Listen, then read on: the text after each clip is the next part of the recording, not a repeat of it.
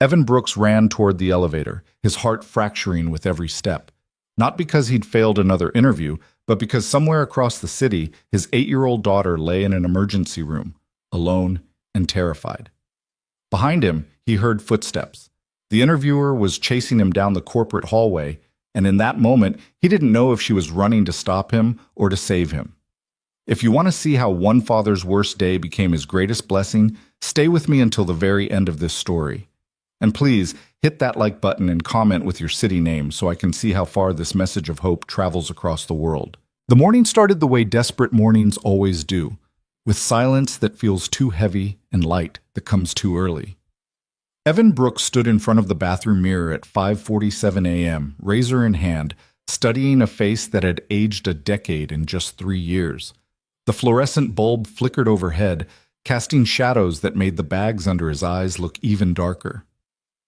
He'd bought the cheapest razors at the dollar store, the kind that pulled at your skin and left you looking worse than when you started, but they were all he could afford. Every penny counted now, every single one. He dragged the blade across his jaw, wincing as it caught on a patch of stubble. A tiny nick appeared, a bright dot of red against pale skin. He watched it bloom for a moment before tearing off a piece of toilet paper and pressing it against the cut. His hands were shaking. They'd been shaking for weeks now, ever since the eviction notice had been taped to their apartment door. 3 weeks. That's all he had. 3 weeks to find a job, to gather first and last month's rent for a new place, to somehow pull together the threads of a life that had been unraveling since the day Sarah died. "Daddy?" The voice came from just outside the bathroom door, small and sleep-soft. Evan's chest tightened. He'd hoped to get ready without waking her. "Yeah, sweetheart? Are you okay? I heard the water running." He looked at his reflection one more time. Tired eyes, cheap suit that didn't fit quite right anymore. A piece of toilet paper stuck to his face like a white flag of surrender. Then he opened the door. Lily stood in the hallway in her oversized pajamas, the ones with the cartoon rabbits that used to be her mother's favorite. She was clutching Mr. Whiskers, the stuffed cat that had been with her since she was 3, its fur matted and one ear hanging by a thread. At 8 years old, she was too old for stuffed animals, really, but Evan would never tell her that. Mr. Whiskers was one of the few constants left in her world. "I'm fine, baby. Just getting ready for my big interview today, remember?" Her face lit up, and it broke his heart how much hope lived in those eyes. Eyes that looked so much like Sarah's that sometimes he had to look away. "The one at the big building downtown? With the fancy name?" "Whitmore Solutions, yeah." He knelt down to her level, smoothing back the wild tangle of her hair. "What are you doing up so early? It's not even 6 yet." She bit her lip, a gesture she'd picked up from him. "I wanted to make sure you looked good. Mommy always said first impressions matter." The mention of Sarah hung in the air between them like a ghost. It had been 3 years since the car accident, 3 years since their world had shattered into a million pieces that Evan was still trying to fit back together. Some days it felt like the pieces didn't even belong to the same puzzle anymore. "She was right about that," Evan said softly. He reached up and pulled the toilet paper off his face, revealing the small cut underneath.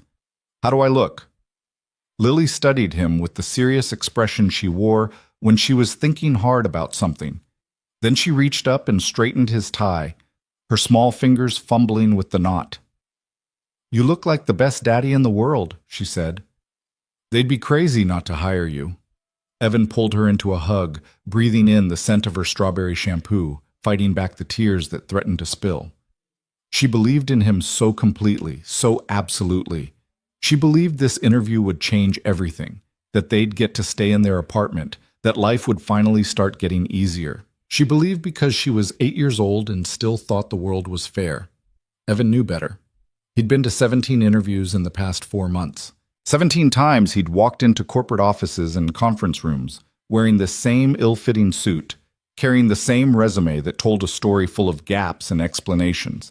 17 times he'd watched the interviewers' faces change as they asked about his work history, as they probed into the 3-year hole where his career should have been. "Tell me about this gap in your employment. So you were a stay-at-home parent? That's nice. We're really looking for someone with more recent experience in the field. We'll be in touch." They never were. Lily, I need you to do something for me today, Evan said, pulling back from the hug but keeping his hands on her shoulders. Mrs. Chen is going to pick you up from school, okay? I might be a little late getting home. It was a lie. He'd be home at his usual time, probably earlier after another rejection, but he couldn't let her see that possibility yet. Couldn't let the hope die in her eyes before it absolutely had to. Because you'll be celebrating? Lily asked, bouncing on her toes. Because you got the job? Maybe, Evan said. The word tasted like ash in his mouth. Maybe. 2 hours later, Evan stood in front of the Whitmore Solutions building, a gleaming tower of glass and steel that seemed to pierce the clouds themselves. The morning sun reflected off its surface in blinding sheets of light, making it look less like an office building and more like a monument to everything Evan wasn't: successful, polished, secure. He checked his watch. 8:47 a.m. 13 minutes until his interview. He'd arrived early, catching the 6:15 bus and then walking the last 8 blocks because he couldn't afford the parking and the bus fare didn't go all the way downtown. His feet ached in his dress shoes, the ones he'd resold twice already because new ones weren't in the budget. Through the glass doors, he could see the lobby. Marble floors, modern art installations, people in expensive suits moving with the kind of confidence that came from never having to check your bank balance before buying groceries. This was a different world from the one Evan inhabited, a world of expense accounts and company cars and salaries that didn't require calculations on the backs of envelopes. He thought about turning around, just walking away before he could add rejection number 18 to his collection. At least then he could go home and tell Lily the interview had gone well, buy himself another few days of being her hero instead of her failure. But the eviction notice was pinned to their refrigerator under a magnet shaped like a sunflower, Sarah's favorite. 3 weeks. He didn't have the luxury of protecting his pride anymore. Evan straightened his tie, took a deep breath, and walked through the doors. The lobby was even more intimidating up close. His shoes squeaked on the polished marble floor, the sound echoing embarrassingly in the vast space. A security guard glanced up from his desk, and Evan felt immediately out of place, like someone had accidentally let the wrong person into an exclusive club. "Can I help you?" The guard's tone was polite but assessing, eyes tracking from Evan's scuffed shoes to his outdated tie. "I have an interview, 9 o'clock, with..." Evan pulled the email confirmation from his briefcase, a worn leather thing that had been Sarah's college graduation gift to him a lifetime ago. "With Ms. Clara Whitmore." The guard's eyebrows rose slightly. "Clara Whitmore? The CEO?" Evan's stomach dropped. Yes?" The email said Clara Whitmore, senior executive. "She's the CEO," the guard repeated, but he was already picking up the phone, speaking in low tones. When he hung up, his expression had shifted to something almost like respect. 34th floor, elevator bank on your right. They're expecting you." The elevator ride felt like being shot upward through the atmosphere. Evan watched the floor numbers climb, 10, 15, 20, each one taking him further from solid ground. His reflection in the polished doors showed a man trying to look like he belonged, and failing. He adjusted his tie for the 100th time. The 34th floor was all floor-to-ceiling windows and minimalist furniture, the kind of space that cost more per square foot than Evan paid for his entire apartment each month. A receptionist with perfect hair and a practiced smile directed him to a waiting area.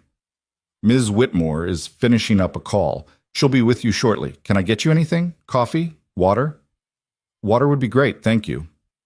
She returned with a bottle of sparkling water in a glass that probably cost more than his watch. Evan sat on a chair that was somehow both beautiful and uncomfortable, holding his briefcase on his lap like a shield, watching successful people walk past with the kind of purpose he used to have. This was it, his last real chance. He'd applied to 43 positions in the past 4 months, gotten 17 interviews, and received 17 general rejections. The job market had moved on without him during those 3 years he'd spent being a full-time father. His skills had atrophied. His network had evaporated. His confidence had crumbled. But this position, senior operations coordinator, was perfect. It was exactly what he'd done before Sarah died, before everything fell apart, before he'd made the choice to step away from his career to raise Lily himself, To be both mother and father to a 5-year-old who'd just lost her whole world. No one had told him that choice would make him essentially unemployable 3 years later. Mr. Brooks? Evan looked up. A woman stood before him, mid-40s, with steel-gray hair pulled back in a neat bun and eyes that seemed to catalog everything about him in a single glance. She wore a navy suit that fit perfectly, the kind of professional armor that announced competence and control. This was Clara Whitmore. "Yes, that's me." Evan stood quickly, nearly knocking over the water glass. He caught it just in time, then extended his hand, hoping she wouldn't notice how sweaty his palm was. "Thank you for seeing me." Her handshake was firm, brief, professional. "Follow me." She led him down a corridor lined with awards and framed articles. Whitmore Solutions recognized for innovation, for growth, for excellence. Every step felt like a reminder of how far Evan had fallen from the professional world. Her office was a corner suite with views that stretched across the entire city. Evan could see his neighborhood from here, a cluster of aging apartment buildings near the industrial district. He could probably see his building if he knew which direction to look. "Please, sit." Clara gestured to a chair across from her desk, which was organized with the precision of someone who controlled every aspect of their environment. No family photos, Evan noticed. No personal touches, just efficiency. She settled into her own chair and opened a folder. His application materials, he realized. His resume with all its gaps and explanations laid bare. "So, Evan, may I call you Evan?" "Of course." "I've reviewed your application, and I have to say, your experience before 2019 is impressive. Senior coordinator at Brightwell Industries, project management certifications, consistently strong performance reviews." She looked up at him, her expression unreadable. "You were on track for management." "Yes, ma'am." "And then you left." "Completely. For 3 years." She tapped the resume with one perfectly manicured finger. "That's quite a departure from a promising career." Here it was. The question he'd been asked 17 times before. The question he'd answered 17 different ways, trying to find the magic combination of words that would make someone understand without making them see him as a liability. "My wife passed away," Evan said, keeping his voice steady. He'd learned not to let emotion creep in during this part. Emotion made people uncomfortable. "We had a 5-year-old daughter. I made the decision to step back from my career to focus on raising her." Clara's expression didn't change. No sympathy, no judgment, just that same assessing gaze. "I see. And now you're ready to return to work?" "Yes." Evan leaned forward slightly, trying to project confidence he didn't entirely feel. "I've kept up with industry developments, maintained my certifications, and I believe my experience managing a household, budgets, schedules, problem-solving under pressure, has actually enhanced my organizational skills." It was the pitch he'd perfected over 17 interviews, the one that tried to spin 3 years of grief and survival into professional development. Clara made a note in the folder. "Tell me about a time you had to manage multiple competing priorities with limited resources." And so it began. The interview fell into a familiar rhythm: behavioral questions, hypothetical scenarios, discussions of his past projects and future goals. Evan had done this enough times to know how to answer, how to smile at the right moments, how to demonstrate enthusiasm without seeming desperate, even though desperation was sitting like a stone in his chest. Clara Whitmore was a skilled interviewer. She didn't give anything away, didn't offer encouraging nods or positive feedback. She simply listened, made notes, and moved on to the next question with mechanical precision. "What interests you about this position specifically?" The honest answer? "I need it. I need it because my daughter and I are about to be evicted. I need it because my bank account has $47 in it and rent is due in a week. I need it because I've been surviving on hope and food bank donations and the charity of neighbors who can't really afford to be charitable themselves." The interview answer? Whitmore Solutions has a reputation for innovation and employee development. This position would allow me to contribute my organizational expertise while growing with a company that values progress and excellence. It sounded good, professional, exactly what an interviewer wanted to hear. Clara made another note. "And how do you think you'd handle the transition back to corporate culture after being away for so long?" "I'm a fast learner," Evan said. and I'm highly motivated. I understand that there may be a learning curve, but I'm committed to. His phone buzzed in his pocket. Evan's heart stopped. He'd silenced it. He was certain he'd silenced it. He'd checked 3 times before walking into the building. But there it was, vibrating insistently against his leg. "I'm so sorry," he said quickly, reaching to turn it off completely. "I thought I'd—" But as he pulled the phone out, he saw the screen. Mrs. Chen. Calling, not texting. Mrs. Chen, who was watching Lily at school, who never called during the day unless— The phone buzzed again. A text this message flashed across the screen, and Evan's entire world tilted on its axis. Emergency. Lily fell at school. Ambulance taking her to St. Mary's. I'm following. Come now. The words blurred. Evan read them again, trying to make them mean something different, something less catastrophic. Ambulance, emergency, his daughter, his 8-year-old daughter who'd straightened his tie this morning and told him he looked like the best daddy in the world. "Mr. Brooks?" Clara's voice came from somewhere far away. "Is everything all right?" Evan stood up. The room swayed slightly, or maybe he did. His hands were shaking so badly he nearly dropped the phone. "I have to go." The words came out strangled. "My daughter, there's been an accident. I'm sorry, I have to—" He was already moving toward the door, professional courtesy abandoning him as raw panic took over. His briefcase, where was his briefcase? He'd set it down beside the chair. He grabbed it, nearly knocking over a small sculpture on Clara's desk. "Mr. Brooks, wait." "I'm sorry," Evan said again, and he was. Sorry for wasting her time, sorry for being unprofessional, sorry for being a single father whose life could implode at any moment. "I have to go to her." He was out the door before Clara could respond, half running down the pristine corridor toward the elevator bank. His vision had narrowed to a tunnel. All he could see was that message. Ambulance, emergency, St. Mary's Hospital. The elevator seemed to take hours to arrive. Evan stabbed the button repeatedly, a useless gesture that did nothing except give his panic something to focus on. When the doors finally opened, he threw himself inside and hit the lobby button so hard it hurt his finger. As the elevator descended, Evan pulled up Mrs. Chen's number with shaking hands. She answered on the first ring. "Evan, thank goodness. Are you coming?" "What happened? Is she okay? Mrs. Chen, what happened?" "She was on the playground playing tag with some other kids. She fell. I don't know exactly how. It happened so fast. She hit her head on the equipment, and Evan, there was so much blood.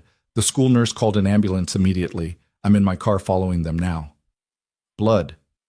Head injury. Ambulance. Each word was a hammer blow. "I'm on my way. I'm coming right now. Tell her—" His voice broke. "Tell her Daddy's coming." "I will, honey. Drive safe, okay? She needs you to get there safely." The elevator reached the lobby and Evan burst out, running across the marble floor. The security guard called out something, but Evan didn't stop. Out the glass doors, down the steps, onto the sidewalk where the morning crowd of professionals parted around him like water around a stone. St. Mary's Hospital, 7 miles across the city. He didn't have a car, couldn't afford one, couldn't afford the insurance or the gas or the maintenance. He'd been taking buses and walking everywhere for 3 years. But his daughter was in an ambulance, bleeding, hurt, possibly— No. He wouldn't think that. Couldn't think that. Evan raised his hand for a taxi. One passed, occupied, then another. His chest was tight, breath coming in short gasps. This couldn't be happening. Not Lily, not his little girl who still slept with Mr. Whiskers, who believed her daddy could fix anything, who'd already lost her mother and couldn't lose anything else. A third taxi slowed, and Evan lunged for the door. St. Mary's Hospital, he gasped as he fell into the back seat. "Emergency room, please hurry." The driver, a middle-aged man with kind eyes, must have seen something in Evan's face because he didn't ask questions. He just nodded and pulled into traffic with more speed than the morning rush hour usually allowed. Evan stared at his phone, willing it to ring again with better news. An update. A mistake. Something to tell him this was all a misunderstanding and Lily was fine and— His phone buzzed. But it wasn't Mrs. Chen. It was an email notification from Whitmore Solutions. Evan almost deleted it without reading. What did it matter now? The interview was over. He'd walked out, abandoned any chance he'd had at that job. Just like he'd abandoned 17 others, in a way. Always the same story, the gap in his resume, the single father, the man who'd chosen his daughter over his career and was still paying the price. But something made him open the email. Maybe it was the part of his brain that was desperately seeking distraction from the panic. Maybe it was morbid curiosity about how quickly they could send a rejection. Dear Mr. Brooks, thank you for taking the time to interview with us this morning. While we appreciate your interest in Whitmore Solutions, we have decided to move forward with other candidates whose experience more closely aligns with our current needs. We wish you the best in your job search. Sincerely, Clara Whitmore, CEO, Whitmore Solutions. The email was time-stamped 8 minutes ago. She'd sent it while he was still in the elevator, probably, before he'd even made it out of the building. Evan laughed, a short, bitter sound that made the taxi driver glance in the rearview mirror with concern. Of course. Of course she'd rejected him that quickly. He'd walked out of an interview with the CEO. What else could he have expected? 18 interviews, 18 rejections. And now his daughter was hurt, possibly seriously, and he had no job, no money, no way to pay for whatever medical bills were waiting for him at St. Mary's. The eviction notice was still on his refrigerator. The electricity bill was 3 weeks overdue. The last of the food bank donations were running out. Everything was falling apart, and Evan had no idea how to hold the pieces together anymore. Sir, we're here." Evan looked up. St. Mary's Hospital loomed before him, a sprawling complex of buildings that represented both hope and financial ruin. Emergency room ambulances were parked outside the entrance, and Evan's heart lurched, thinking one of them might have carried his daughter.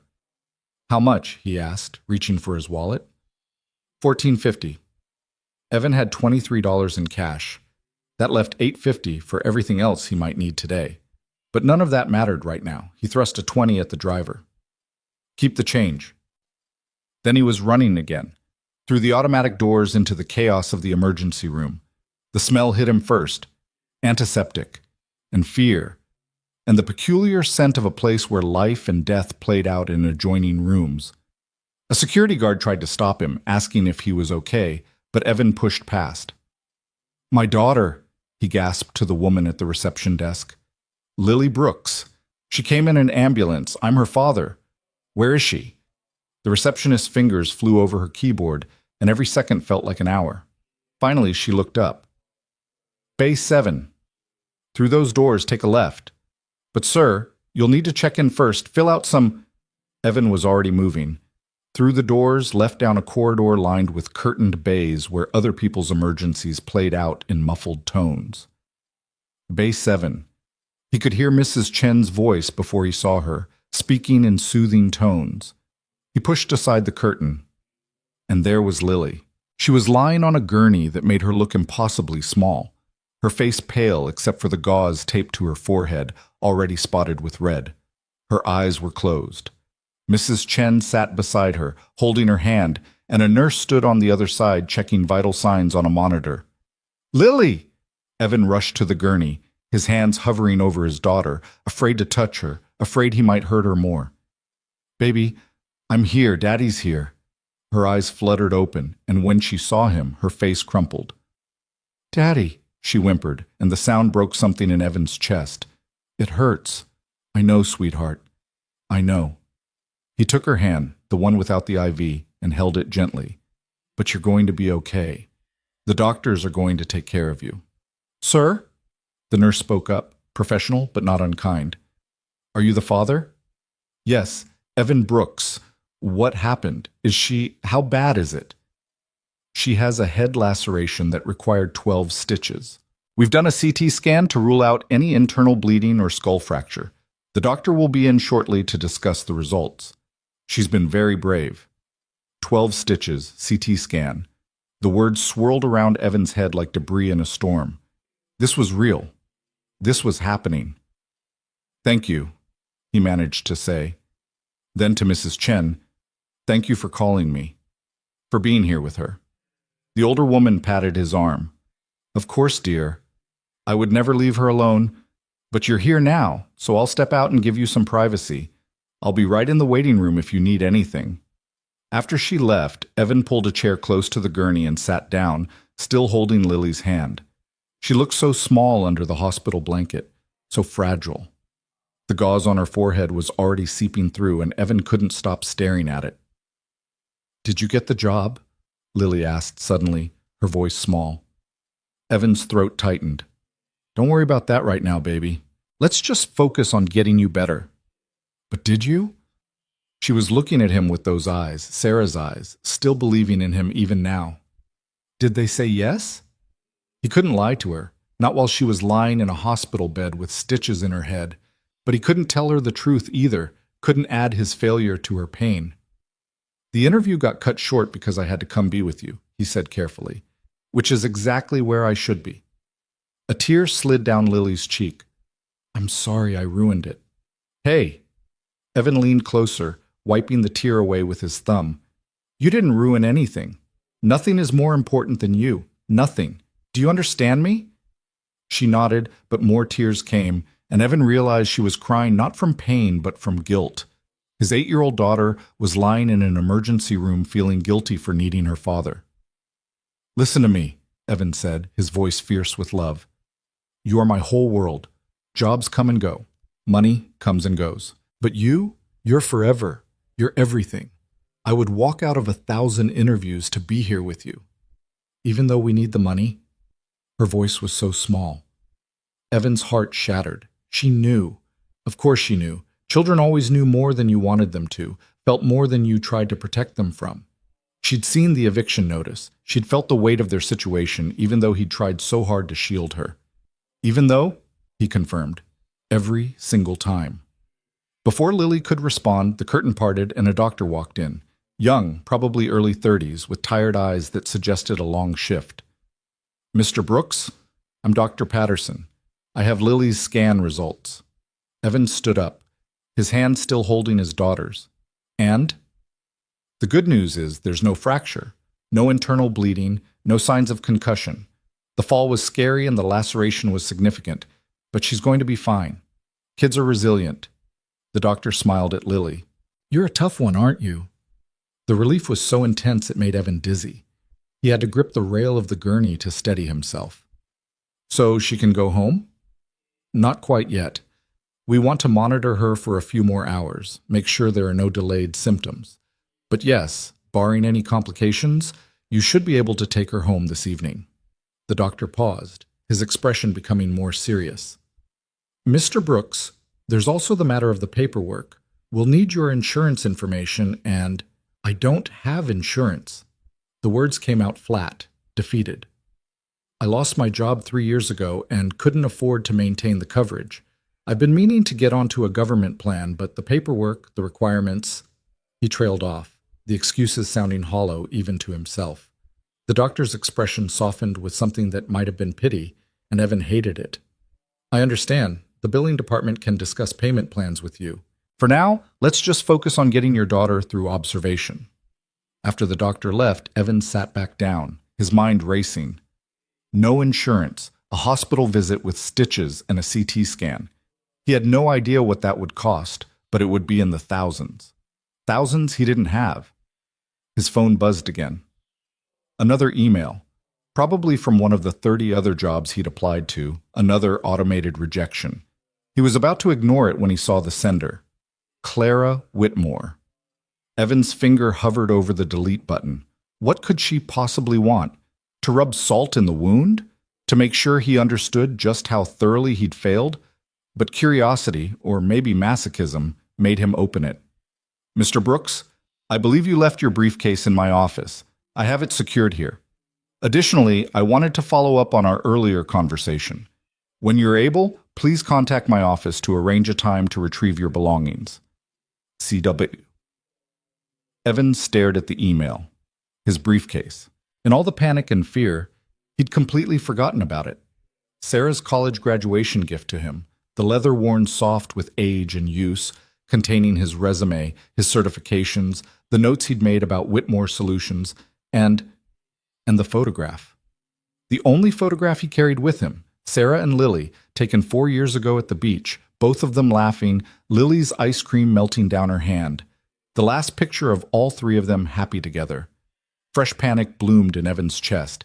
He had to get that briefcase back. The certifications could be replaced, the resume reprinted, but that photograph... Daddy? Lily's voice was drowsy. They'd given her something for the pain. What's wrong? Nothing, baby.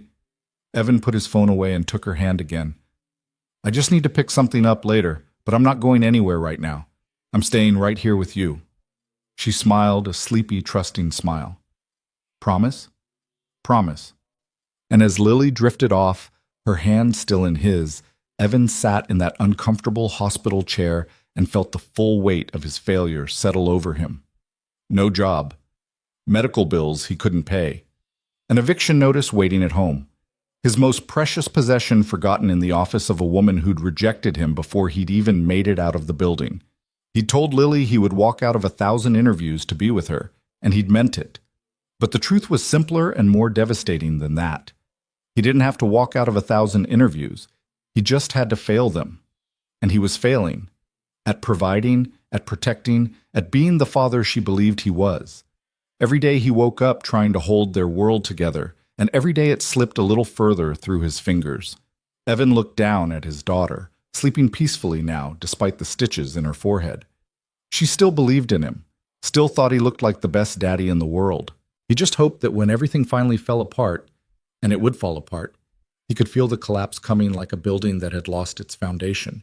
He hoped that she would understand that he'd tried so hard. Outside the hospital bay, the world continued on. People came and went with their emergencies. Doctors saved lives. Nurses brought comfort. The machinery of medicine turned with practiced efficiency. And Evan sat in a plastic chair holding his daughter's hand, watching the seconds tick by on the wall clock, each one bringing them closer to a future he couldn't see and couldn't afford and couldn't escape. His phone sat silent in his pocket. No job offers forthcoming, no miracle solutions arriving to save the day.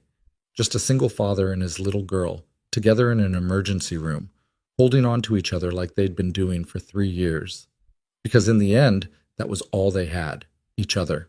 And maybe, despite everything, that would have to be enough. The hours in the hospital crawled by with the peculiar slowness of time measured in beeping monitors and hushed conversations. Evan never left Lily's side, watching her sleep, counting her breaths, his hand wrapped protectively around hers. Every 15 minutes, a nurse came by to check her vitals, to ask questions about her alertness and pain level, and each time Evan felt his chest tighten with fresh worry. She's doing great, Mr. Brooks, the third nurse told him around 3 in the afternoon. Her numbers are stable. Doctor should be by soon to clear her for discharge. Thank you, Evan said, though the word felt inadequate for the relief flooding through him.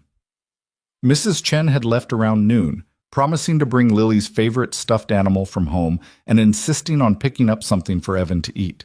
He'd protested, but she'd waved him off with the kind of maternal firmness that didn't allow for argument. She returned an hour later with Mr. Whiskers under one arm and a paper bag from the deli down the street from their apartment.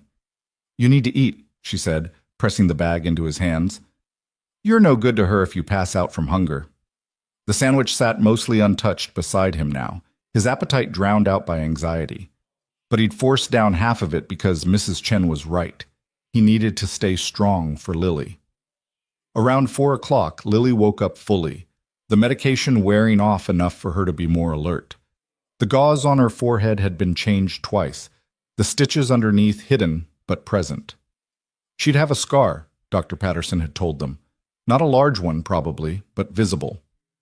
Does it hurt? Evan asked, brushing her hair back gently from the bandage. A little, Lily admitted. It feels weird, like it's pulling. That's the stitches. They'll come out in about a week, and then it'll feel better. She touched the gauze carefully, exploratory fingers trying to understand what had happened to her head. Will I look different? The question hit Evan harder than it should have. She was 8 years old and already worried about scars, about being marked by trauma. He thought of Sarah, of how she'd carried invisible scars from her own childhood that had shaped the kind of mother she'd been, protective, fierce, determined that Lily would grow up feeling safe and loved. You'll look like someone who's brave, Evan said firmly, Someone who fell down and got back up. That's not different, baby. That's just you becoming who you're supposed to be. Lily considered this, her small face serious. Mommy had a scar on her knee from when she fell off her bike when she was little. Evan smiled, the memory surfacing despite the pain that always came with thoughts of Sarah. She did. She told you that story? Yeah. She said scars are just proof that we keep going even when things are hard. The wisdom of it, coming from his 8-year-old daughter, made Evan's throat tight. Sarah was still here, he realized, still teaching their daughter how to be strong, still shaping who she was becoming, even 3 years gone. Your mom was right about that, Evan said quietly. Dr. Patterson arrived around 4:30, reviewing Lily's charts with the focused attention of someone who took his responsibilities seriously. He asked Lily questions. Did she feel dizzy? Did her head hurt? Could she tell him what day it was? And seemed satisfied with her answers. Everything looks good, he announced. I'm comfortable releasing her into your care, Mr. Brooks. Standard concussion protocol. Wake her every few hours tonight to make sure she's responsive. Watch for any vomiting, confusion, or severe headache. If any of those occur, bring her back immediately. Otherwise, she should be able to return to school in a few days. No rough play for at least 2 weeks. I understand, Evan said. Thank you, doctor. After Patterson left, a woman in business casual appeared, clipboard in hand and expression carefully neutral. Evan's stomach sank. The billing department. Mr. Brooks, I'm Jennifer from Patient Accounts. I need to go over some financial information with you regarding today's visit. Of course. Evan stood up, glancing at Lily, who was now absorbed in coloring on the activity sheet a nurse had brought her. Can we step outside? They moved just beyond the curtain, far enough that Lily wouldn't hear, but close enough that Evan could still see her through the gap in the fabric. Jennifer pulled out several forms. The total for today's emergency room visit, including the CT scan, physician consultations, and treatment, comes to $8,347. Without insurance, that's your responsibility. We do offer payment plans if you're unable to pay the full amount today. $8,000. The number hung in the air between them like a sentence. Evan had $47 in his bank account and $850 in his pocket. His rent was $1,200 a month, already overdue. He had bills stacked on his kitchen counter in order of urgency, none of them paid. What kind of payment plans? His voice came out steady somehow, even though his insides were churning. We typically ask for a minimum of 10% down, then monthly payments of at least $200. We can work with you on the timeline, but we do require some initial payment today. 10% would be over $800. Money he absolutely did not have. Monthly payments of $200 on top of rent and utilities and food and everything else Lily needed, it was impossible. The math didn't work. The math hadn't worked for 3 years, and every month he juggled bills and borrowed from Mrs. Chen and stretched every dollar until it screamed. But this was different. This was insurmountable. I need to be honest with you, Evan said quietly. I don't have the money for a down payment. I don't even have the money for the first monthly payment. I'm a single father. I've been unemployed for several months and we're about to be evicted from our apartment. I'm not trying to avoid responsibility. I want to pay for my daughter's care, but I literally don't have the resources right now. Jennifer's expression softened slightly, the professional mask cracking to show the human underneath. I understand. That's a difficult situation. Let me see what I can do. She made notes on her forms. We have a financial hardship program. I can start the application process for you, but it requires documentation, tax returns, proof of income or lack thereof, bank statements. Do you have access to those documents? Yes, I can get them to you. Good. In the meantime, I'll put a hold on the account. That means collections won't start for 90 days while we process your application. If you qualify, we may be able to reduce the amount owed or set up a more manageable payment structure. But Mr. Brooks, I need you to understand this is temporary relief. Eventually, this bill will need to be addressed. I understand. Thank you. After Jennifer left with her clipboard and her sympathetic eyes, Evan stood in the hallway for a moment, trying to pull himself together. $8,000, on top of everything else. The eviction notice gave him 3 weeks. Even if he got a job tomorrow, which he wouldn't because he'd just walked out of his 18th interview and received his 18th rejection, Even if he somehow found employment immediately, it would be weeks before his first paycheck. Too late to stop the eviction. Too late to catch up on the bills. Too late to prevent the complete collapse of their life. He was drowning, and he'd just been handed an anchor. When he returned to the bay, Lily looked up from her coloring with a bright smile that pierced his heart. She had no idea. No idea how dire their situation was, how close they were to losing everything. She just knew her daddy was here, and that made everything okay. "Can we go home soon?" she asked. "Soon, baby. They're just finishing up some paperwork." The discharge process took another hour. More forms, more instructions, a prescription for pain medication that Evan would have to figure out how to afford. The pharmacy at the hospital wanted $73 for a week's supply. Evan asked if there was a generic version, anything cheaper, and eventually walked away with a smaller bottle and a $50 charge he put on a credit card that was already maxed out. By the time they left the hospital, the sun was setting, painting the sky in shades of orange and pink that seemed too beautiful for a day that had been so catastrophic. Mrs. Chen drove them home, Lily dozing in the back seat, exhausted from pain and medication and the trauma of the day. "Thank you," Evan told her as she pulled up in front of their building, "for everything, for being there with her, for calling me, for all of it." Mrs. Chen reached over and patted his hand. "You're a good father, Evan. Don't let today make you think otherwise." But as he carried Lily up the 3 flights of stairs to their apartment, the elevator had been broken for 6 months, and the landlord showed no interest in fixing it. Evan felt anything but good. He felt like a man who'd failed at the only job that mattered. Their apartment was exactly as he'd left it that morning. Small, shabby, but clean. Evan had spent the previous evening scrubbing and organizing, trying to make their little space feel like a home instead of a temporary shelter from the storm. The eviction notice was still on the refrigerator under Sarah's sunflower magnet, a stark reminder that even this inadequate space wouldn't be theirs much longer.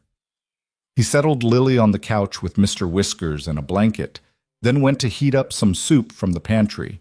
The kitchen was sparse. He'd learned to shop carefully, buying whatever was on sale, stretching each meal as far as it would go. Rice and beans, pasta and sauce, whatever he could make in bulk and freeze for the days when there was no money at all.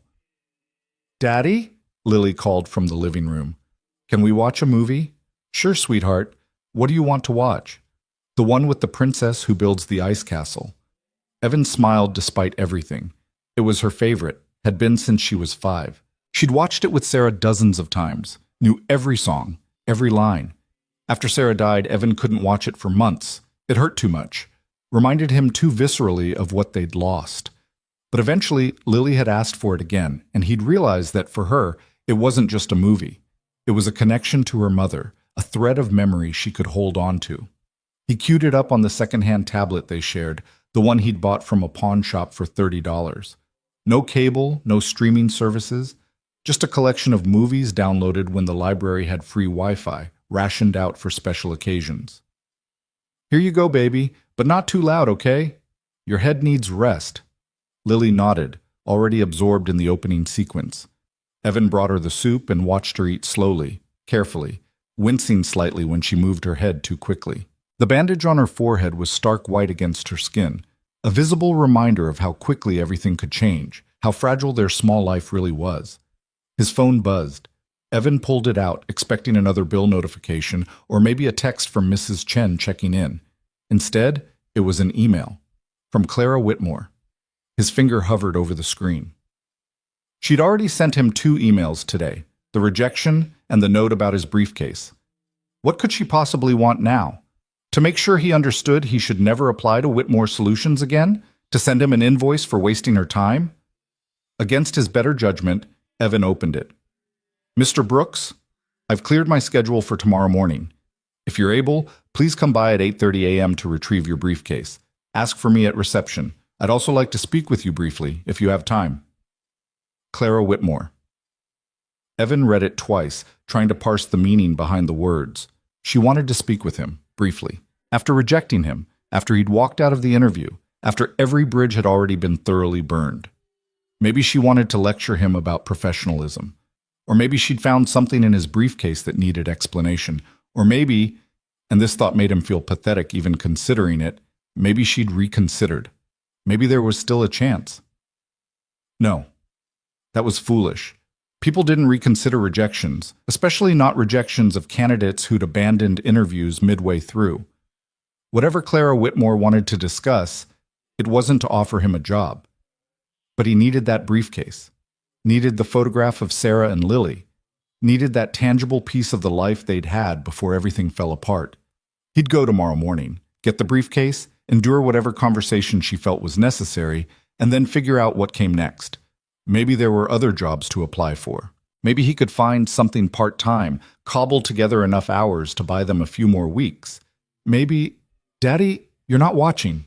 Evan looked up. Lily was pointing at the tablet screen where the princess was building her ice castle, walls rising from nothing, perfect and crystalline and impossible. "Sorry, baby. I'm watching now." He sat down beside her on the couch, and she leaned against him carefully, mindful of her stitches. On screen, the princess sang about letting go, about freedom and isolation, and becoming who you're meant to be. The lyrics felt like mockery. Let go of what? He had nothing left to let go of. And freedom? There was no freedom in poverty, no liberation in failure. But Lily sang along softly, her voice sweet and slightly off-key, and Evan put his arm around her shoulders and pretended the world wasn't collapsing around them. For these 2 hours, they could exist in a story where magic was real, and problems got solved, and love always won in the end. Reality would be waiting when the movie ended. It always was.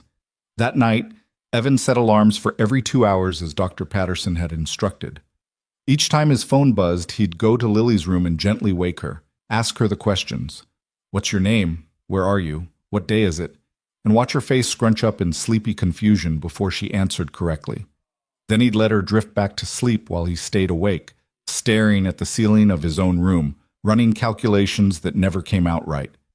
$8,000 in medical bills, $1,200 in back rent, $300 in utilities, credit cards maxed out, no job, 3 weeks until eviction. The numbers circled in his head like vultures. At 2 a.m. during one of his wake-up checks, Lily grabbed his hand before he could leave her room. "Daddy, are we going to be okay?" The question froze him in place. She was supposed to be the one who still believed everything would work out. She was supposed to be sheltered from the weight of their reality. "Of course we are," Evan said, the lie coming easier in the darkness. "Why would you ask that? I heard you on the phone yesterday with the landlord. He was yelling." Evan's heart sank. He'd taken that call in the kitchen while Lily was supposed to be doing homework in her room. He'd thought she couldn't hear, but of course she had. Children always heard the things you didn't want them to hear. "That's grown-up stuff, sweetheart. Nothing for you to worry about." "But we have to move, right? That's what eviction means." There was no point in lying now. She already knew. "Maybe. I'm working on it. That's why I went to that interview today. I'm trying to find a job so we can stay." "But you didn't get it." Not a question, a statement. "No, but there will be other jobs, other chances." Lily was quiet for a long moment, and in the dim light from the hallway, Evan could see her struggling with something. Finally she spoke, her voice very small. "Is it because of me? Because you have to take care of me instead of working?" "No." The word came out fierce, almost angry. Evan sat on the edge of her bed and took both her hands in his. "Listen to me, Lily. None of this is because of you. None of it. Taking care of you is not a burden. It's not an obstacle. It's the best, most important thing I've ever done. Do you understand?" "But if Mommy was still here, things would be different in a lot of ways. But she's not, and that's not your fault either. Sometimes life is just hard. Sometimes things don't work out the way we plan. But that doesn't mean we stop trying. It doesn't mean we give up." "Are you going to give up?" The question hung in the air, heavy with fear and hope, and the absolute trust of a child who believed her father could do anything. Evan thought about the eviction notice, the medical bills, the rejection emails, the crushing weight of 18 failures. "No," he said, "I'm not going to give up. I promise you that." Lily nodded, seeming satisfied with this answer, and settled back into her pillows. Within minutes, she was asleep again, her breathing steady and peaceful. But Evan sat there for a while longer, watching her in the darkness, wondering how he was going to keep the promise he'd just made. Because the truth was, He didn't know if he could. Didn't know if wanting something badly enough actually made it happen. The universe didn't care about his promises to his daughter. The universe had already taken her mother. What was a little more cruelty in the grand scheme of things? At 6 a.m., Evan gave up on sleep entirely. He made coffee with the last of the grounds, standing in the kitchen as dawn broke over the city. Somewhere out there was Whitmore Solutions, Clara Whitmore, and the briefcase containing the only photograph he carried of his family, whole and happy. He had no idea what she wanted to discuss, no idea what came next, but he'd go to that meeting at 8:30 and he'd face whatever needed to be faced, because that's what fathers did. They showed up. They kept trying. They pretended to have answers even when they were just as lost as everyone else. Evan checked on Lily one more time, still sleeping peacefully, then left a note for Mrs. Chen, who had agreed to come sit with her. The same worn suit from yesterday, the same scuffed shoes, the same tired face in the mirror. But today felt different somehow. Maybe it was exhaustion. Maybe it was resignation. Or maybe it was something else entirely. The strange clarity that comes when you've lost so much that there's nothing left to protect, no dignity left to preserve. He had nothing to lose anymore. And that, in its own way, was almost freeing. The bus ride downtown retraced his route from the day before, but everything looked different in the morning light. The gleaming towers of the financial district seemed less intimidating, more indifferent. The city wasn't cruel, it just didn't care. And there was something honest in that indifference, something Evan could work with. Whitmore Solutions looked the same as it had 24 hours ago, glass and steel, and the kind of corporate perfection that suggested everything inside ran with precision and purpose. Evan walked through the lobby, past the same security guard who nodded in recognition. Back for Miss Whitmore? Yes, 8:30 appointment.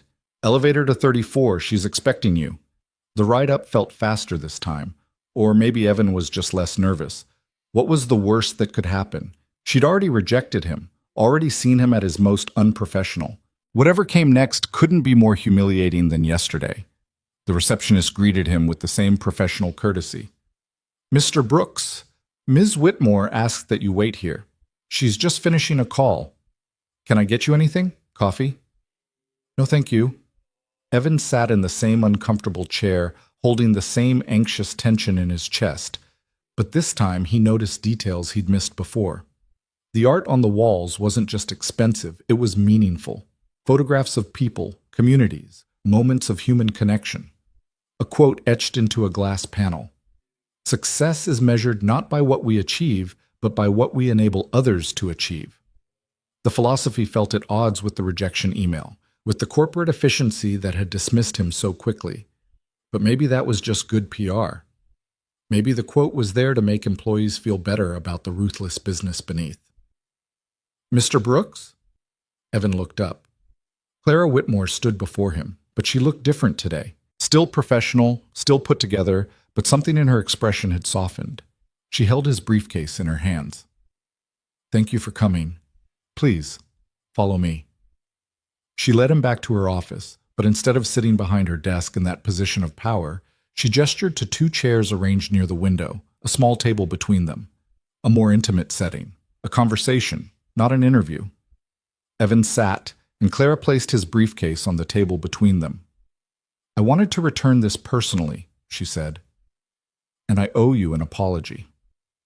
Of all the things Evan had expected to hear, that wasn't one of them. An apology? Yes. The email I sent yesterday, the rejection, was premature and unprofessional. I sent it in a moment of, she paused, searching for the word, reaction, not reflection. And that was wrong. Evan didn't know what to say. The rejection had stung, but he'd understood it, accepted it, moved on to mourning the next opportunity that wouldn't come. Ms. Whitmore, I walked out of the interview. You had every right to. You walked out because your daughter was hurt, because she needed you. Clara leaned forward slightly, her voice firm. Mr. Brooks, I've conducted thousands of interviews over my career. I've seen candidates who were brilliant but cruel, polished but dishonest, impressive on paper but hollow in practice. Yesterday, in the 37 minutes we spent together before you left, I saw something different. I saw someone who understood that some things matter more than opportunity. That's not a weakness. That's character. Evan felt his chest tighten. He didn't trust this, didn't understand where it was leading. I appreciate that, but how's your daughter? The question stopped him. It wasn't perfunctory. Clara asked it like she genuinely wanted to know, like the answer mattered. She's okay. 12 stitches, mild concussion, but she'll recover. Thank you for asking. I'm glad. Clara was quiet for a moment, and in that silence, Evan saw something flicker across her face. Recognition, maybe. Or memory. Mr. Brooks, can I tell you a story? Of course. 15 years ago, I was a single mother with a 6-year-old son.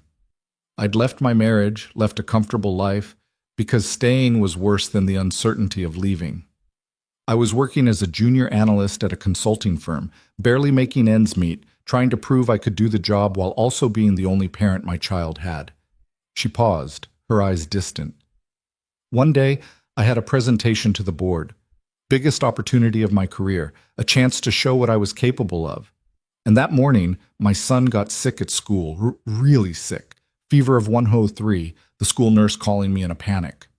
Evan listened, seeing where this was going, feeling the parallel like an echo. I left the presentation, Clara continued, walked out halfway through my remarks, left the board sitting there, and drove to the school. My boss was furious. Told me I'd just committed career suicide, that I'd never be taken seriously again. And you know what? He was partly right. I lost that job, lost the opportunity, spent 6 months unemployed, burning through savings I didn't have, wondering if I'd made a terrible mistake. What happened? Evan asked quietly. Someone took a chance on me. A woman who'd been in that board meeting, who'd seen me leave. She ran a small startup, nothing glamorous, but she understood that the instinct I'd shown, putting my child first, wasn't a liability. It was proof that I understood priorities, that I could make hard decisions under pressure. She hired me. And that startup became Whitmore Solutions. The weight of the revelation settled over the office. Clara Whitmore hadn't just succeeded despite her choice. She'd built an empire because of it. I'm telling you this because yesterday, when you stood up and left, I saw myself. And my first instinct was to reject you because I was angry, not at you, but at a system that makes parents like us feel like we have to choose between our children and our survival. That was unfair. You deserved better. Evan's throat was tight. Miss Whitmore, thank you, but the position is filled, and I understand. The position isn't filled. I haven't interviewed anyone else. I didn't want to. Clara met his eyes steadily. I want to offer you the job, Mr. Brooks, if you're still interested. The words didn't make sense at first. Evan heard them, processed them individually, but strung together they seemed impossible. A job. She was offering him a job. I don't understand, he managed finally. I left the interview. I didn't even finish. You showed me everything I needed to see. Your resume showed me your skills. Your certification showed me your qualifications. But yesterday, you showed me your character. And character is what I build this company on. Evan wanted to believe it, wanted to grab onto this lifeline with both hands and hold on for dear life.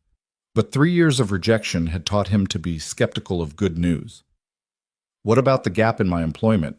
The 3 years I spent raising your daughter alone after losing your wife? That's not a gap, Mr. Brooks. That's experience. You managed a household on a limited budget. That's financial planning.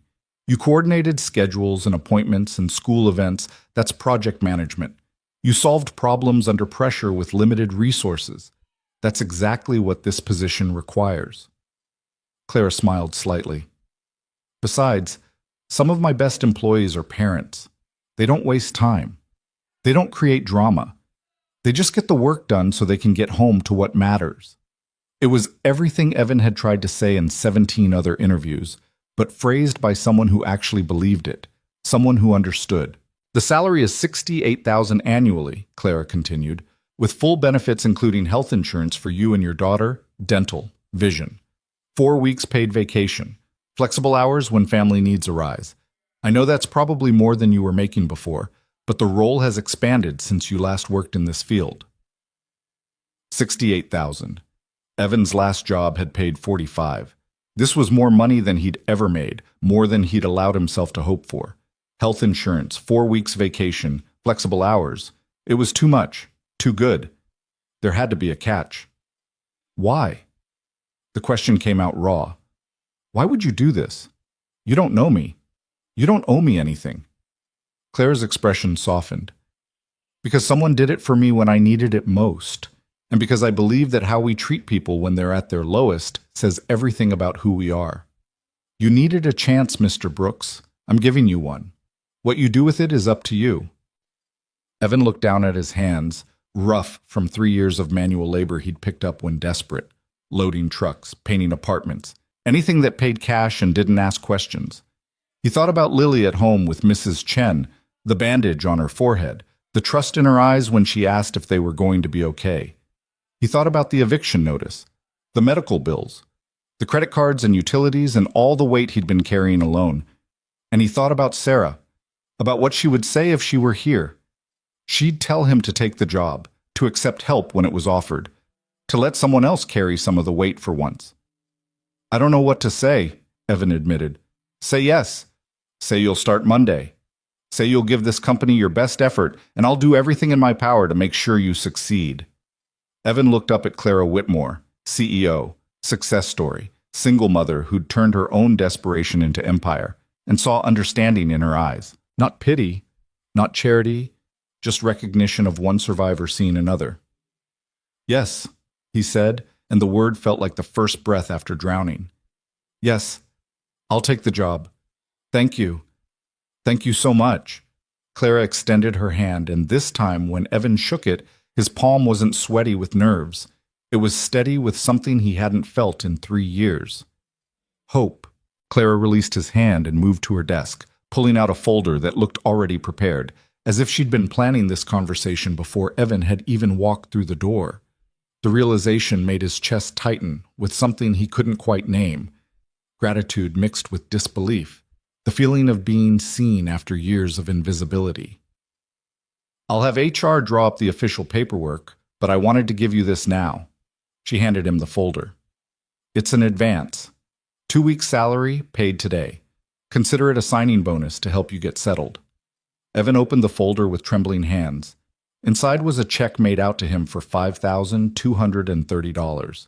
He stared at the numbers, trying to make them real, trying to believe this wasn't some elaborate dream he'd wake from any moment. Miss Whitmore, I can't. This is too much. It's what you've earned, what you'll earn. Her voice was firm, businesslike, but not unkind. Mr. Brooks, I'm not doing this out of charity. I'm doing it because you're the right person for this position, and I need you to be able to show up on Monday ready to work. If you're worried about keeping the lights on or feeding your daughter, you won't be focused. This advance removes those immediate concerns. I don't know how to thank you. Thank me by doing excellent work, by being the employee I believe you can be. Clara returned to her seat across from him. Now, there are some practicalities we need to discuss. You'll be working under David Chen, no relation to your neighbor, I assume. He's our director of operations. Good man, fair manager, high standards. Your primary responsibility will be coordinating our supply chain logistics across 3 regional warehouses. It's complex work, but based on your previous experience at Brightwell, you already understand the fundamentals.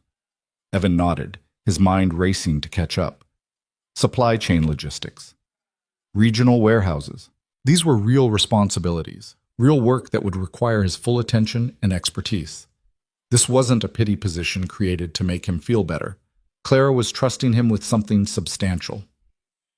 You'll have a team of 4 reporting to you, Clara continued. They're good people. Though one of them, Marcus, can be territorial. Don't let him intimidate you. You're his supervisor for a reason. She paused, studying him. Can you handle that? Managing people who may question your authority because of your time away? Yes, Evan said, and meant it. He dealt with worse than territorial employees. He dealt with grief counselors who didn't understand why he couldn't just move on, with social workers who questioned his ability to parent alone, with teachers who looked at Lily's quiet moments and saw trauma instead of thoughtfulness. I can handle it. Good.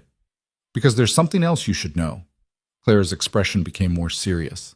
This company has a culture I've worked very hard to build. We support our employees because I believe that people do their best work when they're not drowning in personal crisis. If Lily gets sick, if she has a school event, if you need to leave early for a parent-teacher conference, you tell your manager, you handle your responsibility, and you don't apologize for being a parent. That's not a weakness here. It's not even a complication. It's just life. The words landed like a benediction. Evan had spent 3 years apologizing for Sarah's death, derailing his career, for needing flexibility, for having a child who sometimes needed him during business hours. The idea that he could stop apologizing felt almost radical. However, Clara added, her tone sharpening slightly, that support goes both ways. I expect excellence. I expect commitment. I expect you to manage your time well enough that your family needs don't compromise your work quality. Can you do that? I can. I will. Then we understand each other. Clara stood and Evan quickly followed suit. HR is on the 32nd floor. Kelly Martinez runs that department. She'll get you set up with all the paperwork, your benefits enrollment, everything you need. Do you have time now, or do you need to get back to your daughter? Evan glanced at his watch. 9:45. Mrs. Chen would be with Lily until noon, and the doctor had said she should rest anyway. This was more important than hovering over her while she slept. I have time now. Perfect. I'll walk you down and introduce you. Clara grabbed her phone and her keys, moving with the efficient purpose of someone whose time was valuable, but who chose to spend it on this anyway. As they left her office, she added almost casually, by the way, there's an employee discount program for childcare, several quality centers near the office. You might want to look into that for the summer. The practicality of it, already thinking ahead to summer, to Lily's needs, to the logistics of Evan's new life, made the whole thing feel suddenly, overwhelmingly real. He was going to work here. He was going to bring Lily to childcare near this gleaming building. He was going to have health insurance and vacation days, and a team of people who reported to him. He was going to be okay. The elevator ride down 2 floors felt surreal. Clara made small talk about the building, pointing out the cafeteria on the 28th floor, the gym in the basement that employees could use, the quiet room on each floor for nursing mothers or anyone who needed a moment of privacy. Each amenity she mentioned was another reminder of how far removed this world was from the one Evan had been surviving in. The HR department was smaller than he'd expected, more intimate. Kelly Martinez turned out to be a woman in her early 50s with warm eyes and an efficiency that reminded Evan of Mrs. Chen. Clara made quick introductions, handed Evan off with instructions to take care of him, and disappeared back to her own floor with the kind of seamless exit that suggested this was routine for her. So, Kelly said, settling Evan into a chair in her office, welcome to Whitmore Solutions. I hear you're starting Monday? Yes, ma'am. None of that ma'am stuff. I'm Kelly. She pulled up something on her computer. Let's start with the basics. Full name, social security number, current address, though Clara mentioned you might be relocating soon. Evan blinked.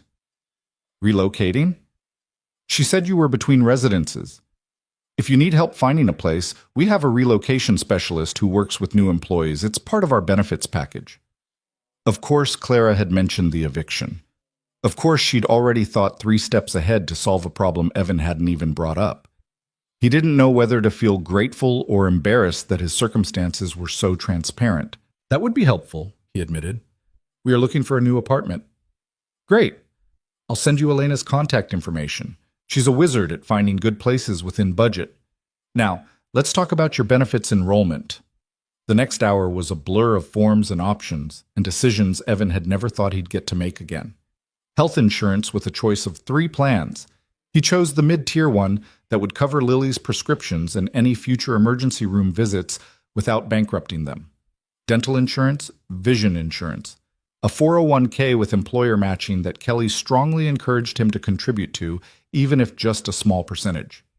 I know it seems like you can't afford to save when you're still catching up, Kelly said gently, but trust me, future you will thank present you for starting now. Evan signed up for 3%, the minimum to get the company match. It felt like betting on a future he wasn't sure he'd have, but Kelly's confidence was contagious. Then came the direct deposit forms, the emergency contact information. He put down Mrs. Chen, hoping she wouldn't mind, and finally, the advance payment authorization. This will be ready for pickup this afternoon, Kelly said. We can do a direct deposit, but that usually takes a few days to process, and Clara wanted you to have access immediately. Will a check work for you? A check is perfect, thank you. You can pick it up from reception after 3 o'clock. Just show ID. Kelly sat back, reviewing her screen. I think that's everything for now. You'll get a full orientation packet on Monday, including your building access card, parking information if you need it, and your company laptop. David Chen will walk you through your first week schedule. Any questions? Evan had 1,000 questions, but none that Kelly could answer. Questions like, how do I deserve this, and what if I fail, and will this really be enough to save us? Instead, he asked, what's the dress code? Kelly laughed. Business casual unless you have client meetings, then business formal. David's pretty relaxed about it as long as you look professional. Jeans are fine on Fridays. She paused, then added more quietly, and Evan, I've worked here for 12 years. Clara doesn't hire people she doesn't believe in. If she offered you this job, it's because she knows you can do it. Don't waste energy doubting that, okay? The kindness in her voice made Evan's throat tight. Okay. After he left HR, Evan stood in the elevator bay for a long moment, just breathing. The folder with all his paperwork felt heavy in his hands, weighted with possibility and responsibility. The check wouldn't be ready until 3 o'clock. He had 5 hours to fill, 5 hours before he could hold that piece of paper that would change everything. He should go home, check on Lily, make sure she was resting comfortably. But his hands were shaking with adrenaline and disbelief, and he needed to move, needed to do something with all the energy suddenly coursing through him. Evan pulled out his phone and called Mrs. Chen. Evan, how did it go? Did you get your briefcase? I got it. And Mrs. Chen, I got the job. There was a brief silence, then a sound that might have been a small sob. Oh, honey. Oh, that's wonderful. I'm so happy for you. Is Lily awake? Can I talk to her? She's resting, but let me get her. Evan heard rustling, soft voices, then Lily's sleepy greeting. Daddy? Hey, baby, how are you feeling? Tired? My head hurts a little, but Mrs. Chen gave me the medicine. A pause. Did you get your briefcase? I did. And Lily, I have some good news. The interview I went to yesterday, they want to hire me. I start on Monday. The squeal that came through the phone made Evan pull it away from his ear, grinning despite himself. When he brought it back, Lily was talking so fast the words tumbled over each other. Really? Really, truly? Daddy, that's amazing. Does this mean we can stay in our apartment? Does this mean everything's going to be okay? It means things are going to get better. A lot better. Evan's voice caught. We're going to be okay, sweetheart. I promise. I told you they'd hire you. I told you you're the best daddy in the world. After he hung up, Evan stood in that corporate hallway and let himself feel it. The relief, the gratitude, the sheer overwhelming weight of hope after years of its absence. He was 23 stories above the ground in a building that had seemed impossible yesterday, holding proof that sometimes, against all odds, things could turn around. His phone buzzed with a text from Clara. Elena from relocation will call you this afternoon. Also, take Monday to settle in, but plan to have lunch with David and me on Tuesday. Want to make sure you're set up for success. Evan typed back a quick thank you, then headed for the elevator. He had hours to kill before the check was ready, and suddenly he knew exactly what he needed to do. The hospital billing office was buried in the basement level of St. Mary's, a warren of cubicles and filing cabinets that hummed with fluorescent light and the sound of ringing phones. Evan found Jennifer from yesterday behind a desk piled with folders. Mr. Brooks? She said, looking surprised. I wasn't expecting to see you so soon. Did you have questions about the financial assistance application? Actually, I wanted to talk about payment. Evan sat down across from her. I'm going to pay the full amount. I just started a new job and I'll get my first check today. It won't cover everything, but I can make a substantial down payment and set up automatic monthly payments for the rest. Jennifer's eyebrows rose. That's wonderful news about the job. Congratulations. But Mr. Brooks, you should still apply for the assistance program. Even with employment, $8,000 is a significant burden. The program exists exactly for situations like this. I appreciate that, but I want to pay what I owe. My daughter received excellent care. You saved her, took care of her, and I should pay for that. That's very honorable, but can I make a down payment today and set up the rest on a payment plan? Jennifer studied him for a moment, then pulled up his account on her computer. What kind of down payment are you thinking? Evan did quick math in his head. The check was for $5,230. He needed first and last month's rent for a new place. Call it $3,000 to be safe. That left over $2,000 for the hospital. $2,000 today.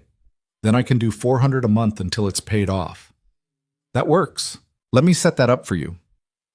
Jennifer's fingers flew across the keyboard.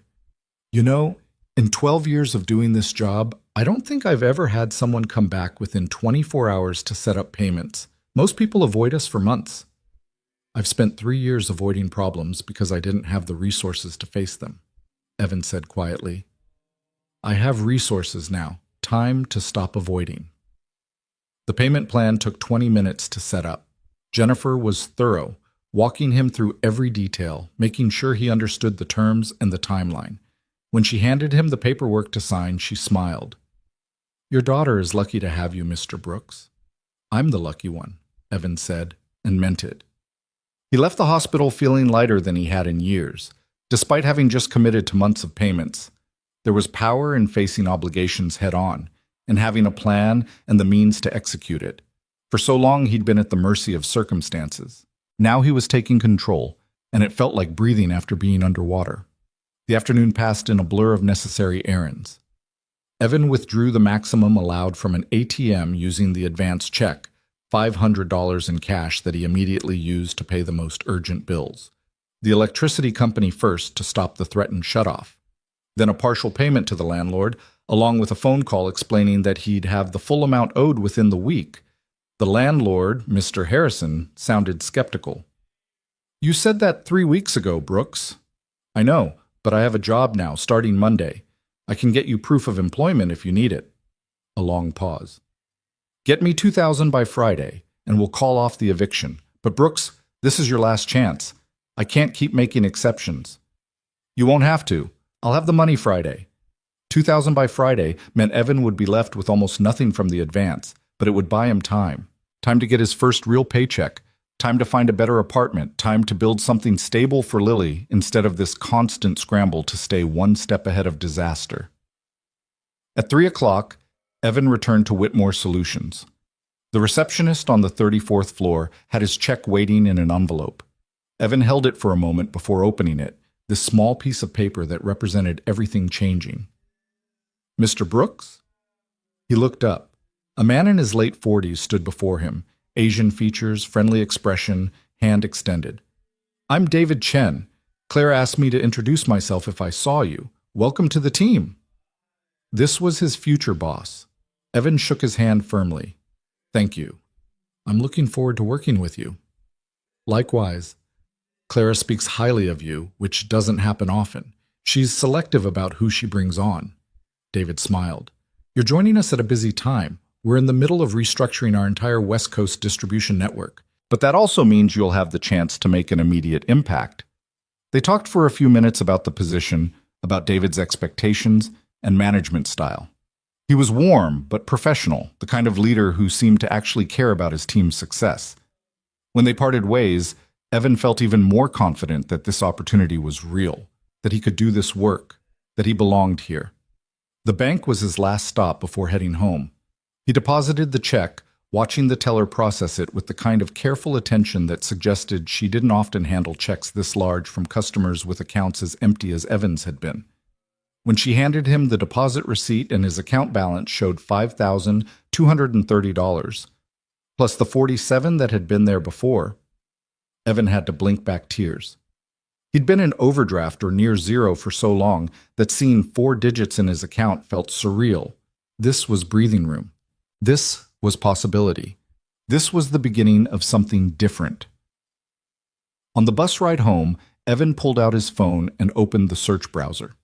He typed in 2-bedroom apartments near Whitmore Solutions and started scrolling through listings.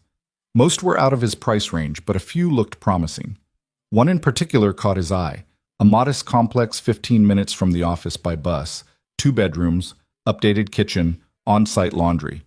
The rent was $1,400 a month, more than he'd been paying but manageable with his new salary. He saved the listing, then added a reminder to call Elena, the relocation specialist, tomorrow. For the first time in 3 years, he was planning ahead instead of just surviving day to day. The shift felt monumental. When Evan finally opened the door to their apartment, he found Lily on the couch where he'd left her that morning, but now she was sitting up, coloring intently. Mrs. Chen was in the kitchen making soup, and the whole place smelled like home. "Daddy!" Lily carefully set down her crayons and stood up, moving slowly because of her head. "You're back!" Evan swept her into a gentle hug, mindful of her stitches. "I'm back, and I have so much to tell you." Over dinner, Mrs. Chen's soup plus some bread Evan had picked up, he told Lily about the job, about the salary, about the health insurance that meant she could go to the doctor whenever she needed, without him having to choose between her health and their rent. He told her about the new apartment they'd look for, maybe one with a small balcony or a park nearby. "And you'll have your own room," he said. "A real one, not just a corner of mine with a curtain for privacy." Lily's eyes went wide. "My own room? Really?" "Really. You can decorate it however you want. We'll paint it, get you a new bed, make it perfect. Can I have purple walls? And maybe some stars on the ceiling like Mommy used to talk about?" The mention of Sarah didn't hurt quite as much as it used to. Purple walls and stars. "I promise." After dinner, Mrs. Chen hugged them both and headed home, refusing Evan's offer of money for watching Lily even though he could finally afford to pay her. "You save that for my great niece," she said, meaning Lily. "Get her something special." Alone with his daughter, Evan felt the full weight of the day finally settle over him. 24 hours ago, he'd been sitting in Clara Whitmore's office about to have his 18th interview go wrong. Now he had a job, a plan, and hope for the first time since Sarah died. "Daddy?" Lily was looking at him with that serious expression she got when she was thinking hard about something. "Are you happy?" The question surprised him. "Yes, baby, I'm very happy." "Why?" "Because you're smiling, like really smiling. You haven't done that in a long time." Evan pulled her close, resting his chin on top of her head. "I haven't had much to smile about lately. But that's changing now. Things are going to be different, Lily. Better. I promise you that." "Because of the nice lady who gave you the job?" "Ms. Whitmore, yes. She took a chance on me when no one else would. That's pretty special." "You should write her a thank you note," Lily said matter-of-factly. "That's what you always tell me to do when someone is nice to me." Out of the mouths of children. Evan smiled. "You're absolutely right. I should do that." That night, after Lily was asleep, her vital signs checked one last time, pain medication administered, Mr. Whiskers tucked in beside her, Evan sat at the small kitchen table and pulled out a piece of paper. He'd never been good at expressing emotion in writing, had always been more comfortable with numbers and logistics than words and feelings. But Lily was right. Clara Whitmore deserved more than just a verbal thank you. He started writing, crossing out sentences, starting over. Eventually, he found words that felt true. "Dear Ms. Whitmore, I've been trying to find the right words to express my gratitude for the opportunity you've given me, and I'm realizing there probably aren't right words for something this significant. You didn't just offer me a job. You offered me a future. You saw past the gaps in my resume and the chaos of my circumstances to something I'd stopped seeing in myself. For 3 years, I've been trying to be both mother and father to my daughter, to hold together a life that kept falling apart no matter how hard I worked. I've walked out of countless interviews feeling like a failure, like the choice to raise Lily myself was a mistake that would haunt me forever. Yesterday, you changed that narrative entirely. You showed me that being a good parent isn't a liability. It's a strength. I don't know what I did to deserve this chance, but I promise you won't regret taking it. I will work harder than anyone else in that building. I will prove that your faith in me was well placed, and someday, when I'm in a position to do so, I'll pay forward the kindness you've shown me. Thank you for seeing me. Thank you for caring. Thank you for being the person who ran after me when everyone else let me walk away. With deepest gratitude, Evan Brooks." He read it over twice, then folded it and put it in an envelope. He'd drop it off Monday morning before his orientation. It wasn't enough. Nothing could be enough to repay what Clara had done, but it was something. It was acknowledgement and gratitude and a promise. Evan looked around their small apartment, shabby but clean, temporary but home, and let himself imagine the future. A new place with room for Lily to grow, stable income that didn't require him to choose between electricity and groceries, health insurance that meant he could take her to the doctor without panic, a job that challenged him, that made him feel useful and capable instead of desperate and diminished. It was almost too much to believe, almost too good to trust. But the check deposit receipt was still in his wallet, tangible proof that this was real.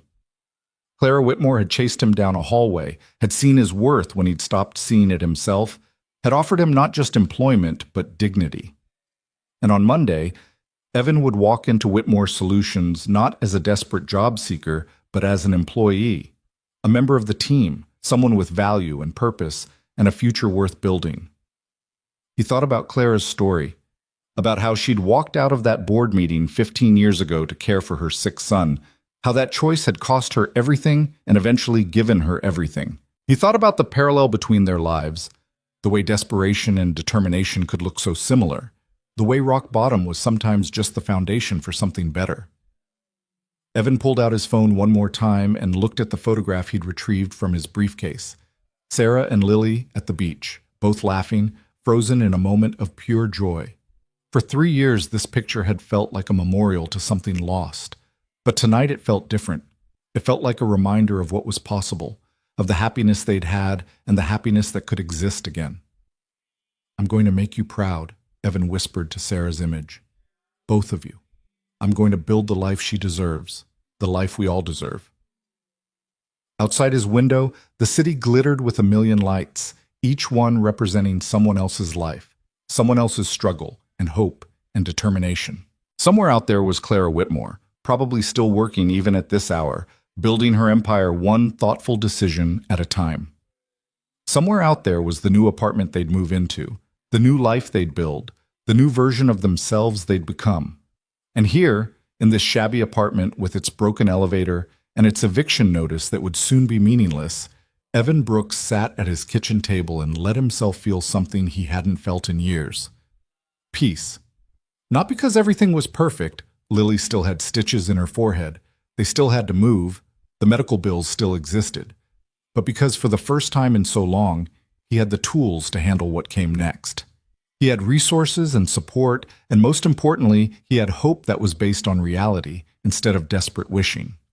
Monday would come, and with it would come new challenges and responsibilities, and the pressure of proving himself in a role he hadn't held in years. But Evan wasn't afraid of hard work. He'd been doing hard work for 3 years, the hardest work there was, raising a child alone, keeping them both alive and together and functioning. Everything else was just details. The weekend passed in a blur of preparation and possibility. Saturday morning, Evan woke early and made the phone call he'd been dreading, to Mr. Harrison, the landlord, to arrange payment pickup. He met the man in the building's dingy office, counting out $2,000 in cash with hands that didn't shake anymore. Mr. Harrison counted it twice, then pulled out the eviction notice and stamped it with red ink. Resolved. "I'm still moving," Evan told him. "I'll be out by the end of the month, but I wanted to leave on good terms." Mr. Harrison had the decency to look slightly ashamed. "You're a good tenant, Brooks. Quiet. Keep the place clean. I'm sorry it came to this." It didn't. It came to something better. By Saturday afternoon, Elena from the relocation department had called and scheduled a viewing for the apartment Evan had found online. She met him and Lily at the complex, a woman in her 30s with an efficient manner and genuine warmth. "Mr. Brooks, this is a solid choice," she said as they walked through the empty 2-bedroom unit. "The neighborhood is safe, good schools nearby, and the commute to the office is reasonable. The landlord here is reputable. I've worked with them before." Lily ran from room to room, her bandage still white against her forehead, but her energy returning. "Daddy, look! This room has a window seat. Can this be my room?" The space was modest but clean, newly painted in neutral tones that Evan could already imagine transforming. The kitchen was updated, the bathroom had a working shower with good water pressure, and the living room had enough space for their secondhand furniture plus room to grow. "What do you think?" Elena asked quietly while Lily explored. "I think it's perfect," Evan said. "What do I need to do to secure it?" Elena already had the paperwork ready. First and last month's rent, security deposit, application fee, it added up to just over $4,000, nearly everything left from the advance after his payments to the hospital and landlord. But his first real paycheck would come in 2 weeks, and he'd budgeted carefully. They'd be tight, but they'd make it. He signed the lease that afternoon. Move-in date? Next Friday, giving them a week to pack and transition. Lily bounced on her toes as Elena handed Evan the keys. "We have a new home," she whispered, like saying it too loud might break the spell. "A real home, Daddy."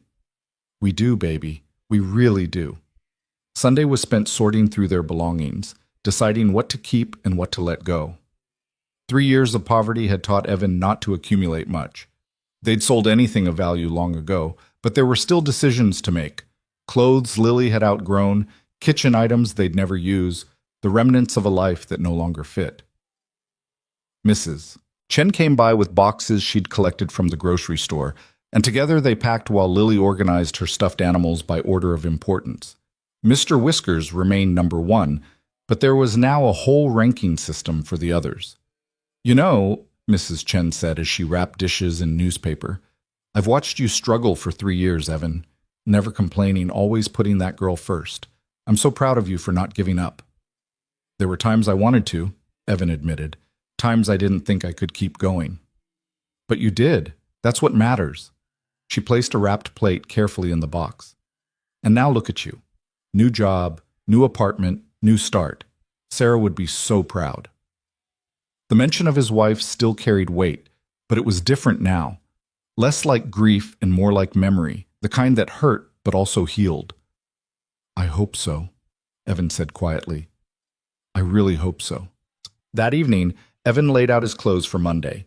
The same suit he'd worn to the interview, but he'd taken it to the dry cleaner Saturday morning using some of the advance money. It came back pressed and fresh, looking almost new. He'd bought 2 new shirts at a discount store, plain blue and white, that would work for the first week until his first paycheck let him build a more professional wardrobe. He set 3 alarms on his phone for 5 a.m. He couldn't be late. Not on his first day. Not when Clara Whitmore had taken such a chance on him. Sleep came fitfully, Evan's mind racing with scenarios and possibilities. What if he'd forgotten everything about supply chain management? What if his team didn't respect him? What if Marcus, the territorial one David had mentioned, made his life difficult? What if he failed Clara's faith in him? But underneath the anxiety was something stronger, determination. He'd survived 3 years of impossible circumstances. He'd kept his daughter safe and fed and loved through the worst period of both their lives. Surely he could handle corporate logistics and difficult coworkers. At 4:57 a.m., 3 minutes before his first alarm, Evan was already awake and in the shower. He dressed carefully, checked his appearance in the mirror 3 times, and made sure his briefcase contained everything he might need: the orientation packet Kelly had given him, a notepad, pens, the thank you letter for Clara. Lily appeared in his doorway at 6:15, rubbing sleep from her eyes. "Is it time?" "Almost. What are you doing up so early?" "I wanted to see you before you left, to tell you good luck." She patted over and hugged him carefully. "You're going to be amazing, Daddy." Evan held her close, breathing in the strawberry scent of her shampoo, feeling the absolute trust in her embrace. "I love you, sweetheart. Mrs. Chen will be here in an hour to take you to school, okay? You're cleared to go back today, but if your head hurts, I'll tell the nurse." "I know." She pulled back and looked up at him seriously. "Don't be nervous. They already know you're the best. That's why they hired you." Out of the mouths of children, Evan thought again. He kissed the top of her head and headed for the door. The bus ride downtown felt different this time. Evan wasn't traveling toward uncertainty and probable rejection. He was commuting to work, joining the stream of professionals heading to their offices, being part of the city's productive rhythm instead of struggling against it. He arrived at Whitmore Solutions at 7:45, 15 minutes earlier than necessary. The security guard, whose name tag read Marcus, which made Evan smile at the coincidence, waved him through after checking his ID. "First day? That obvious?" Marcus grinned. You've got that look. Don't worry, it's a good place to work. Miss Whitmore takes care of her people. The reception desk on the 34th floor was unstaffed this early, but Evan found an envelope with his name on it containing his building access card and a temporary password for the computer system. Attached was a note in Clara's handwriting. Report to David's office, 34C. Welcome aboard.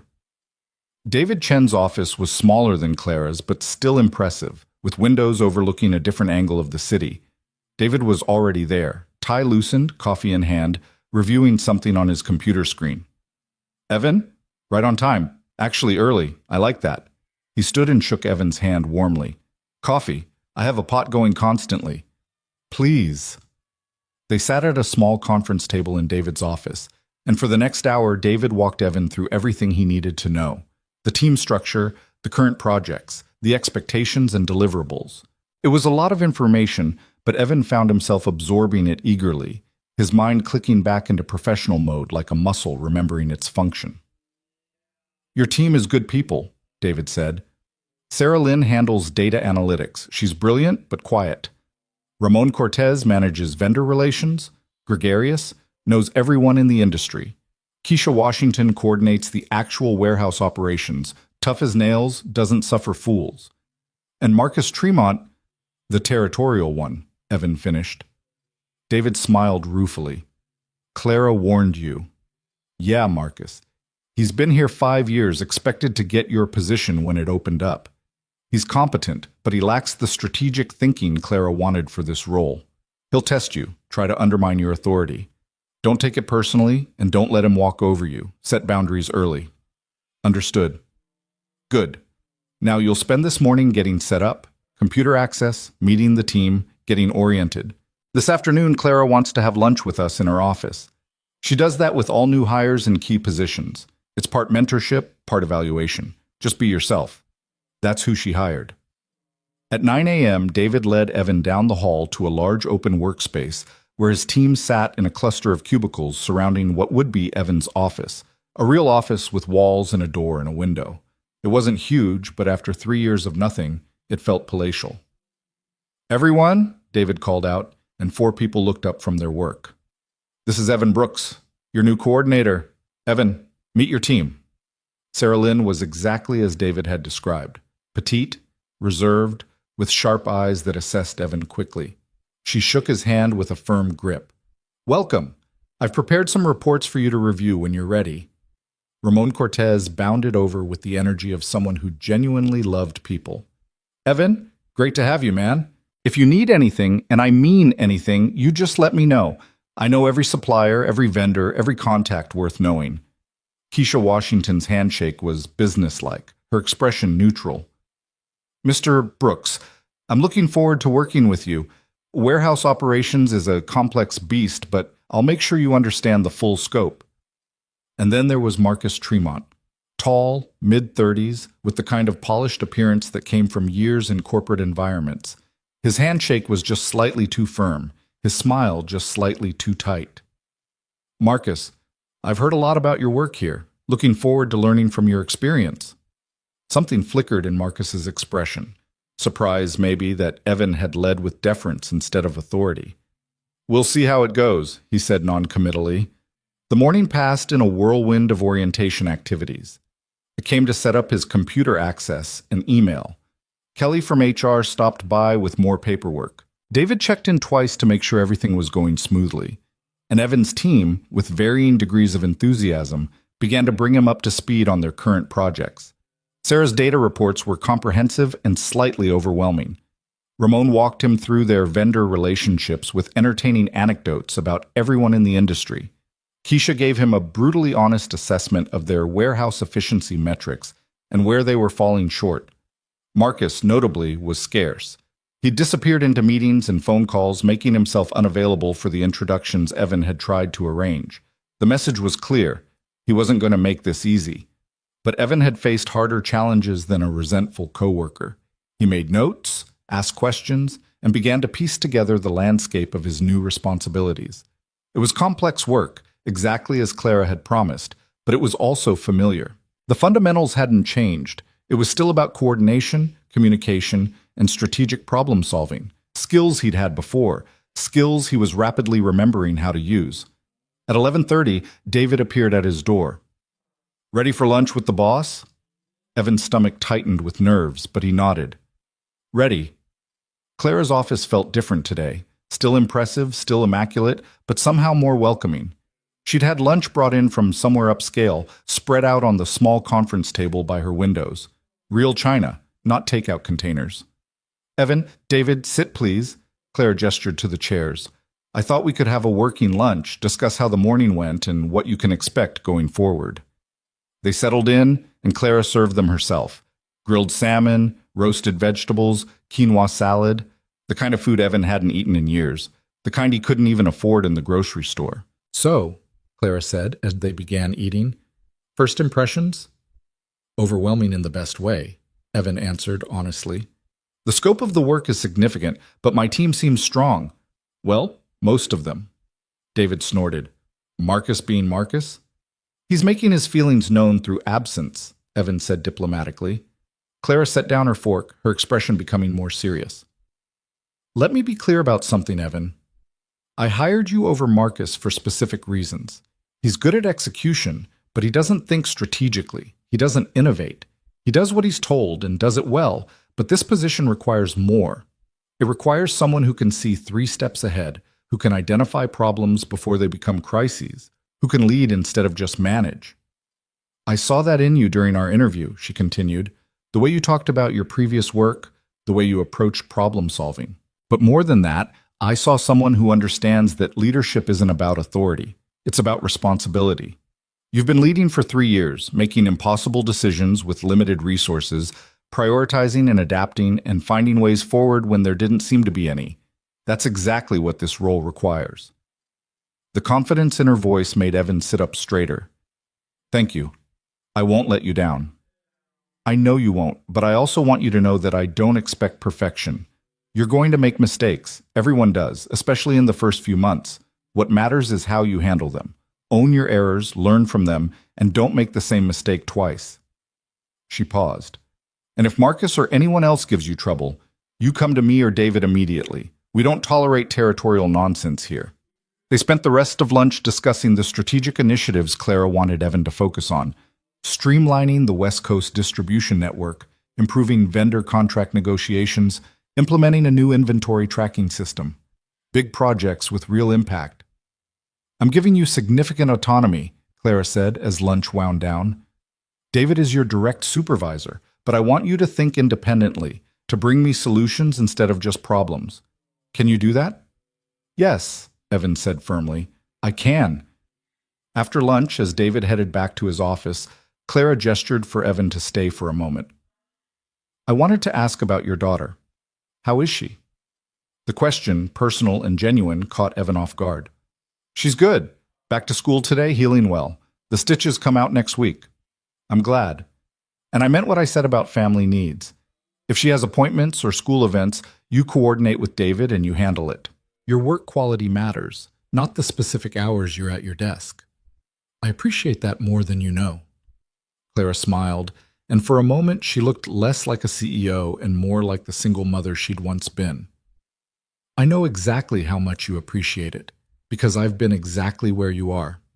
Now go make the most of this opportunity, Evan. Show me that my instincts about you were right." The afternoon brought more orientation activities, more meetings with team members, more information to absorb. But around 3 p.m., Marcus finally appeared in Evan's doorway. "You have a minute?" "Of course, come in."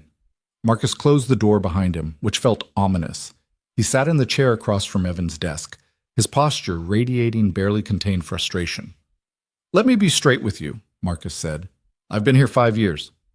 I know these systems inside and out. I know the vendors, the warehouse managers, the whole operation. I expected to get this job, so having someone waltz in from nowhere and take it, that's a tough pill to swallow." Evan appreciated the honesty, even if the hostility behind it was clear. "I understand that, and I'm not here to pretend I know more than you do about the day-to-day operations. I'm going to need your expertise, Marcus. You have institutional knowledge I don't have." "But you have Clara's ear," Marcus said bitterly. You have the title and the authority, and apparently the magic story that convinced her you're better than someone who's been loyal to this company for 5 years. There it was, the real issue. Not competence, but favoritism. Not capability, but circumstances. Evan leaned back in his chair, considering his response carefully. You're right that I don't have your history here, Evan said slowly. But I do have 15 years of supply chain experience, including 5 years in a senior coordinator role at a major firm. I have certifications in logistics management and project coordination. And I have 3 years of experience managing complex systems under extreme resource constraints. That's what Clara hired. Not a magic story, not favoritism, skills and experience that match what this position requires. Marcus's jaw tightened. We'll see how long that lasts when you actually have to do the work. I guess we will, Evan said calmly. But Marcus, I want you to know something. I'm not your enemy. I'm not here to prove you're incompetent or to push you out. I'm here to do a job, and I need a strong team to do it well. You can be part of that team, or you can fight me every step of the way. But only one of those options benefits you professionally. Marcus stood abruptly. I'll do my job, but don't expect me to make yours easier. After he left, Evan sat in his office for a long moment, staring at the closed door. This was going to be a challenge, but challenges were something Evan understood. He'd been facing them for 3 years, and he'd survived every single one. The rest of the week followed a similar pattern. Evan absorbed information, built relationships with Sarah and Ramon and Keisha, who all seemed willing to give him a chance. Marcus remained distant and occasionally obstructive, but not quite insubordinate enough to warrant formal intervention. By Friday, Evan felt like he was beginning to find his footing. The work was complex but manageable.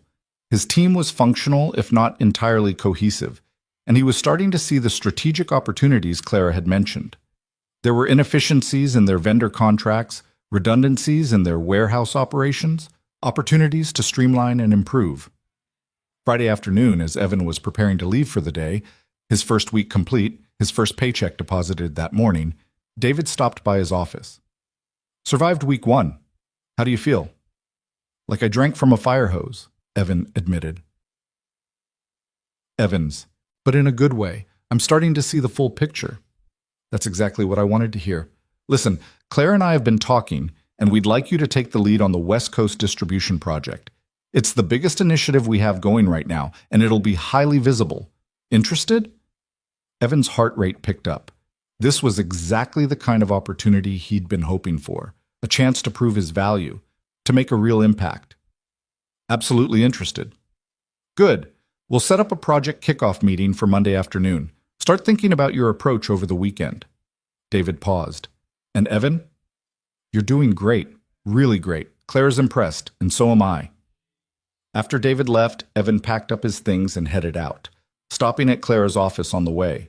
She was still working, naturally, even though it was after 5 on a Friday. Evan, heading out?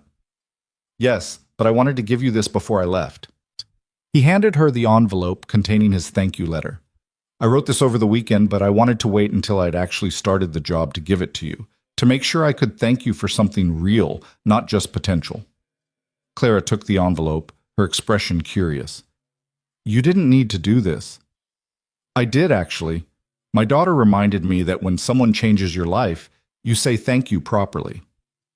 After he left, Evan walked out of the Whitmore Solutions building into the late afternoon sun, feeling like a different person than the one who'd walked in 5 days ago. His briefcase contained project notes and strategic plans instead of desperate resumes.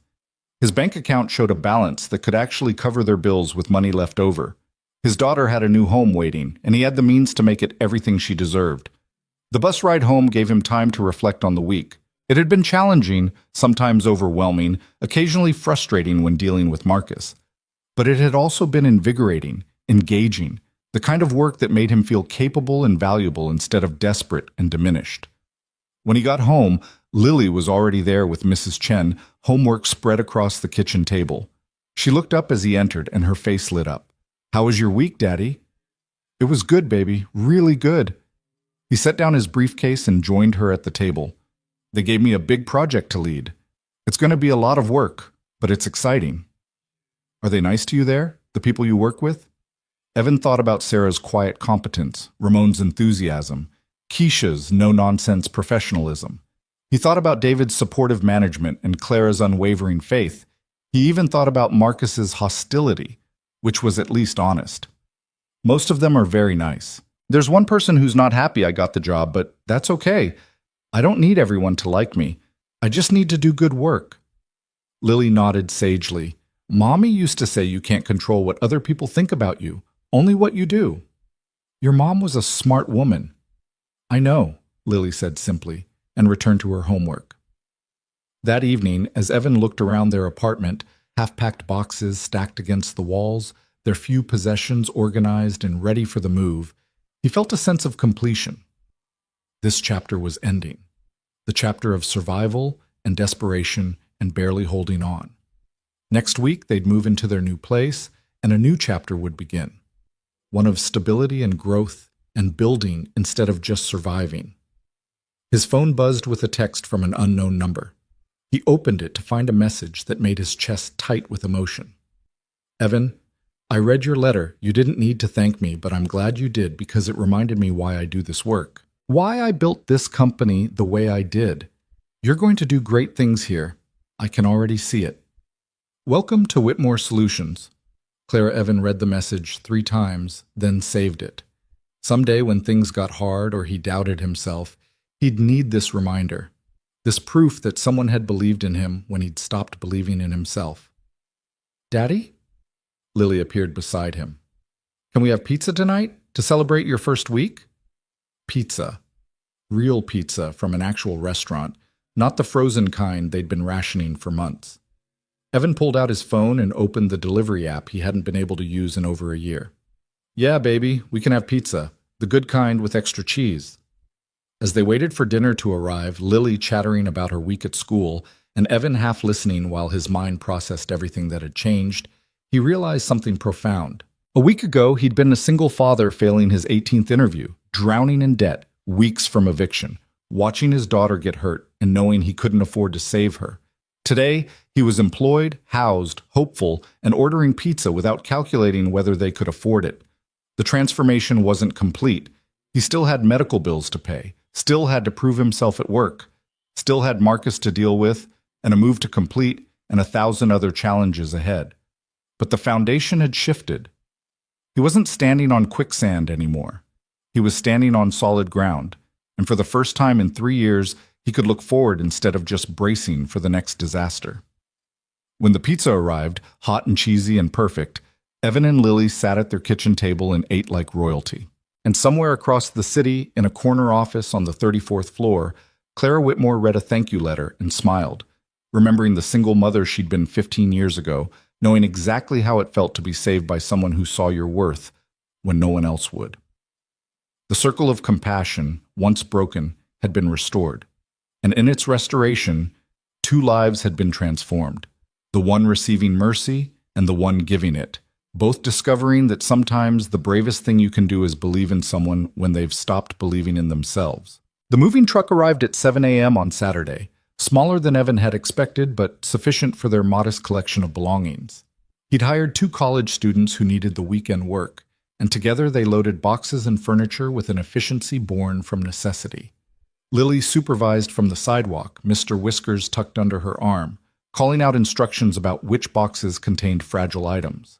Mrs. Chen appeared around 8 with coffee and breakfast sandwiches, refusing payment, as always. For the road, she said, pressing the bag into Evan's hands. You'll need your energy today. I don't know how to thank you for everything you've done for us, Evan said, and meant it. This woman had been their lifeline for 3 years, feeding them when their cupboards were bare, watching Lily when emergencies arose, never judging, always helping. You thank me by building a good life in that new place, Mrs. Chen said, her eyes bright with emotion. By being happy. That's all the thanks I need. By noon, their old apartment stood empty, its worn carpet and peeling paint exposed without their furniture to hide the flaws. Evan walked through one last time, remembering the moments they'd lived here. Lily's first day of school after Sarah died, the Christmas they'd celebrated with dollar store decorations and homemade gifts, The countless nights Evan had paced these floors, wondering how he'd make it through another month. This place had sheltered them through the worst of times, and for that he was grateful. But he felt no sadness leaving it behind, only relief. The new apartment gleamed in the afternoon sun, its fresh paint and clean windows a stark contrast to what they'd left. The landlord, Mr. Patterson, met them at the door with keys and a genuine smile. "Welcome home, Mr. Brooks." "Ms. Brooks."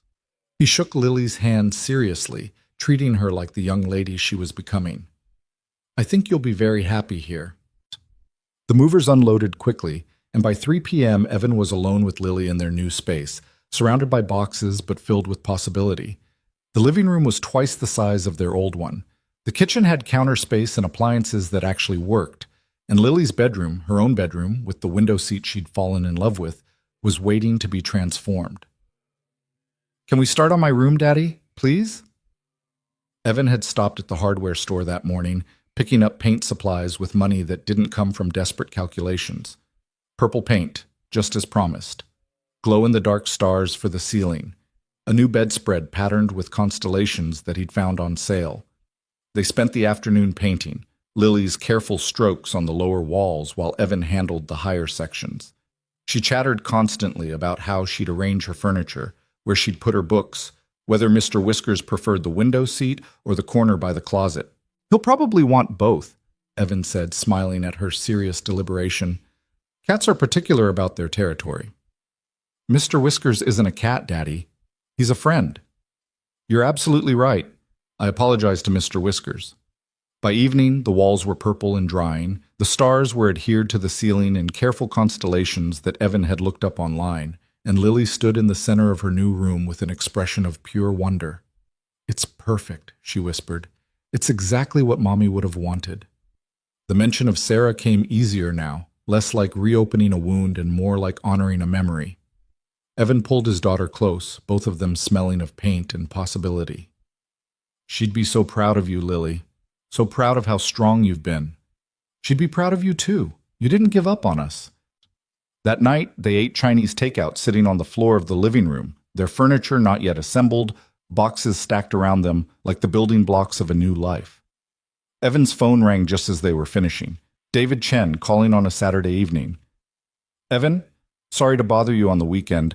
I know you're moving today." "It's fine. What's up?" "We have a situation. One of our West Coast warehouses had a major system failure this afternoon. Their entire inventory tracking system crashed, and they have shipments going out Monday morning. I'm trying to coordinate the emergency response, but I could really use someone who understands the technical side of these systems." This was a test, Evan realized. Not an intentional one, perhaps, but a test nonetheless. He could beg off, claim the move as an excuse, and no one would blame him. Or he could step up, prove that Claire's faith in him was justified. "What do you need me to do?" Relief flooded David's voice. "Can you get on a call with the warehouse manager and their IT team? Help troubleshoot the problem and develop a contingency plan for Monday's shipments?" Evan looked at Lily, who was watching him with those knowing eyes. She nodded before he could even ask. "Go help them, Daddy. I'll keep unpacking." "Give me 20 minutes to get my laptop set up," Evan told David. "Send me the conference call details." The next 3 hours were intense. Evan commandeered the kitchen counter as his temporary office, joining a video call with stressed warehouse staff and frustrated IT personnel. The system failure was complex, a cascade of errors that had corrupted their database and crashed their backup servers. But as Evan listened to the technical explanations and reviewed the system architecture they shared on screen, his mind began working in ways it hadn't for 3 years. Problem-solving, strategic thinking, the ability to see patterns and solutions that others missed. These skills weren't gone. They'd just been dormant. "Okay," Evan said after absorbing all the information. "We can't fix the full system by Monday, but we don't need to. What we need is a workaround that lets you process Monday's shipments manually while IT rebuilds the database. Here's what I'm thinking." He walked them through a plan, using their paper backup logs to create a temporary tracking system, reassigning staff to manual processing, coordinating with shipping companies to adjust pickup times. It was inelegant but functional, a bridge solution that would keep operations running until the permanent fix was in place. "That could work," the warehouse manager said, hope creeping into his voice. That could actually work. It will work, Evan said with more confidence than he felt. But we need to start implementing immediately. David, can you authorize the overtime for the warehouse staff? They'll need to work tomorrow to get this set up. Authorized, David said immediately. Evan, this is exactly what we needed. Thank you. After the call ended, Evan sat at his makeshift desk feeling the familiar rush of solving a complex problem under pressure. This was what he was good at. This was why Clara had hired him. Not because she felt sorry for him, but because she'd recognized capability beneath the desperation. Lily appeared beside him with a glass of water. Did you fix it? I helped develop a solution. The team will do the actual fixing. Evan took the water gratefully. Sorry that took so long, baby. It's okay. You were helping people. That's important. She paused, then added, You looked happy when you were working, like you were doing something you're good at. The observation, simple and profound, made Evan realize something he'd been too close to see. For 3 years, he'd defined himself by his struggles. Unemployed father, desperate job seeker, man failing to provide. But that wasn't who he was. Those were circumstances he'd endured, not an identity. He was Evan Brooks, supply chain coordinator, problem solver, father. And he was good at all of it. Sunday passed in a blur of unpacking and organizing. By evening, the apartment was beginning to look like a home. Furniture assembled, pictures hung, Lily's purple room complete with her name on the door in wooden letters Evan had found at a craft store. It wasn't fancy, but it was theirs, and it was stable, and that made it beautiful. Monday morning arrived with the kind of crisp clarity that made everything feel possible. Evan dressed in one of his new shirts, dropped Lily at school with a kiss and a promise to be home for dinner, and arrived at Whitmore Solutions ready for whatever the week would bring. The West Coast warehouse situation dominated the morning. Evan joined conference calls with IT teams, reviewed progress reports, and coordinated with David on the recovery timeline. By noon, shipments were processing smoothly using the manual workaround, and IT had a solid plan for rebuilding the database.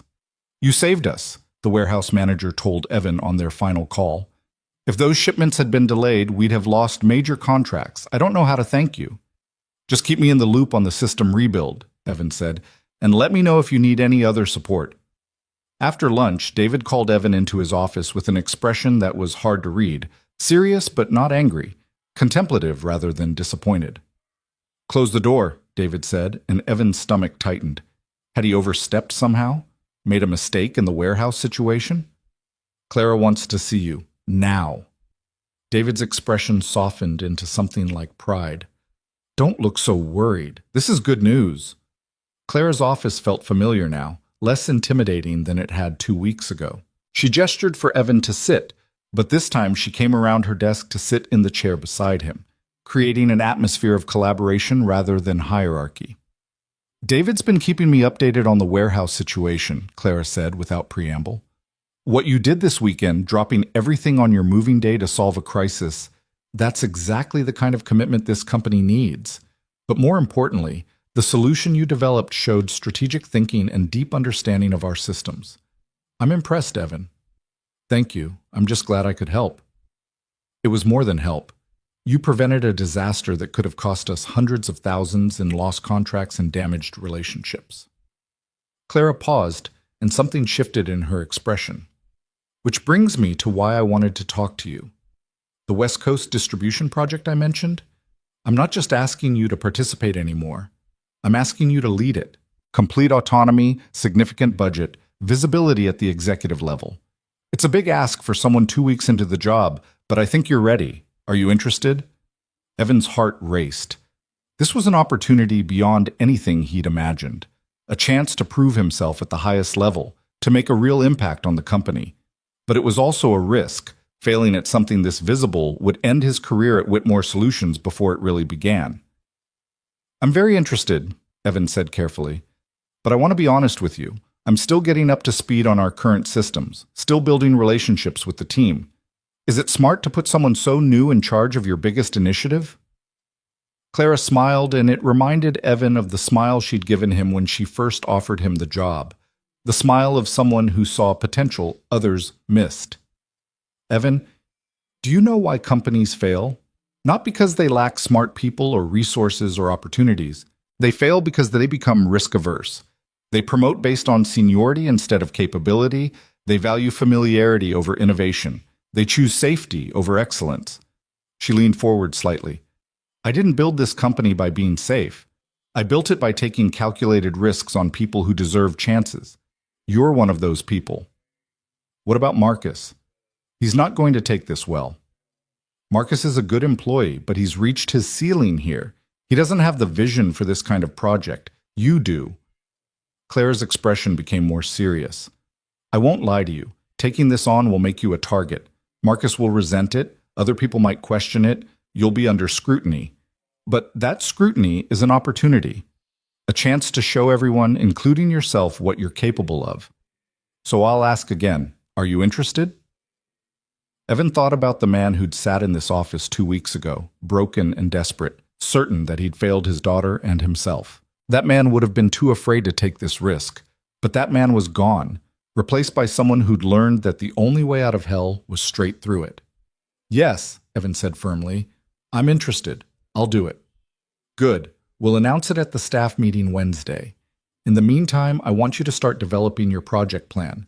David will provide whatever resources you need. Clara stood, extending her hand. Welcome to the leadership team, Evan. Don't make me regret this. Her tone was light, but the meaning was clear. This was his chance. His one chance. He couldn't afford to waste it. The next 2 days were a whirlwind of preparation.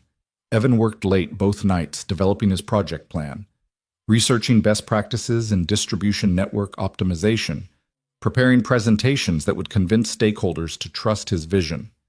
He came home exhausted but energized, kissing Lily goodnight and then returning to his laptop to refine his approach. Wednesday morning arrived with the weight of expectations.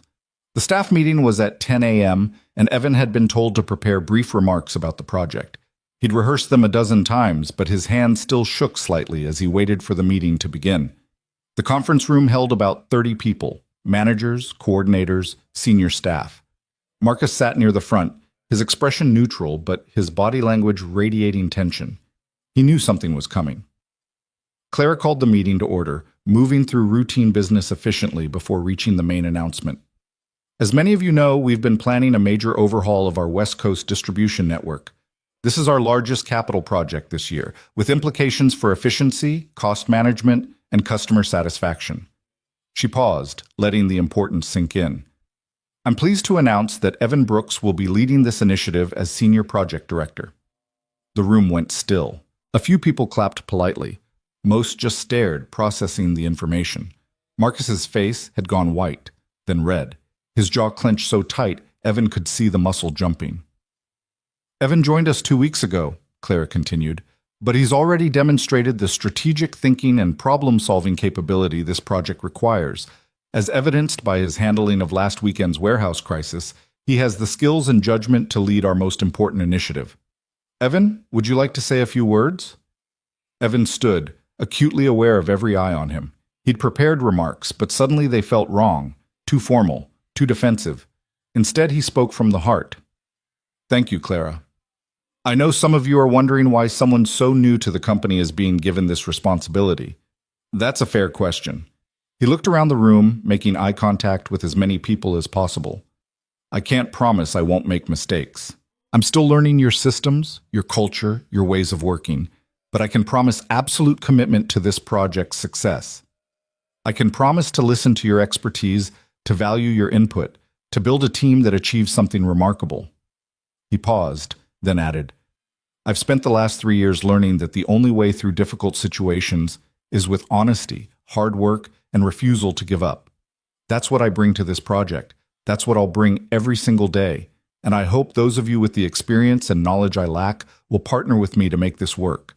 Because this isn't about me proving myself, it's about all of us delivering excellence for this company. The applause that followed was warmer, more genuine. Not everyone was convinced, Marcus certainly wasn't, but Evan had earned at least a provisional chance to prove himself. After the meeting, people approached with varying degrees of enthusiasm. Sarah Lynn offered quiet congratulations and practical assistance.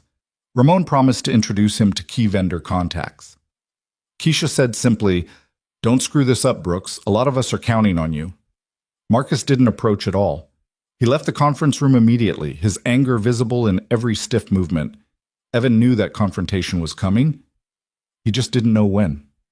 It came Thursday afternoon when Evan was alone in his office reviewing distribution center proposals.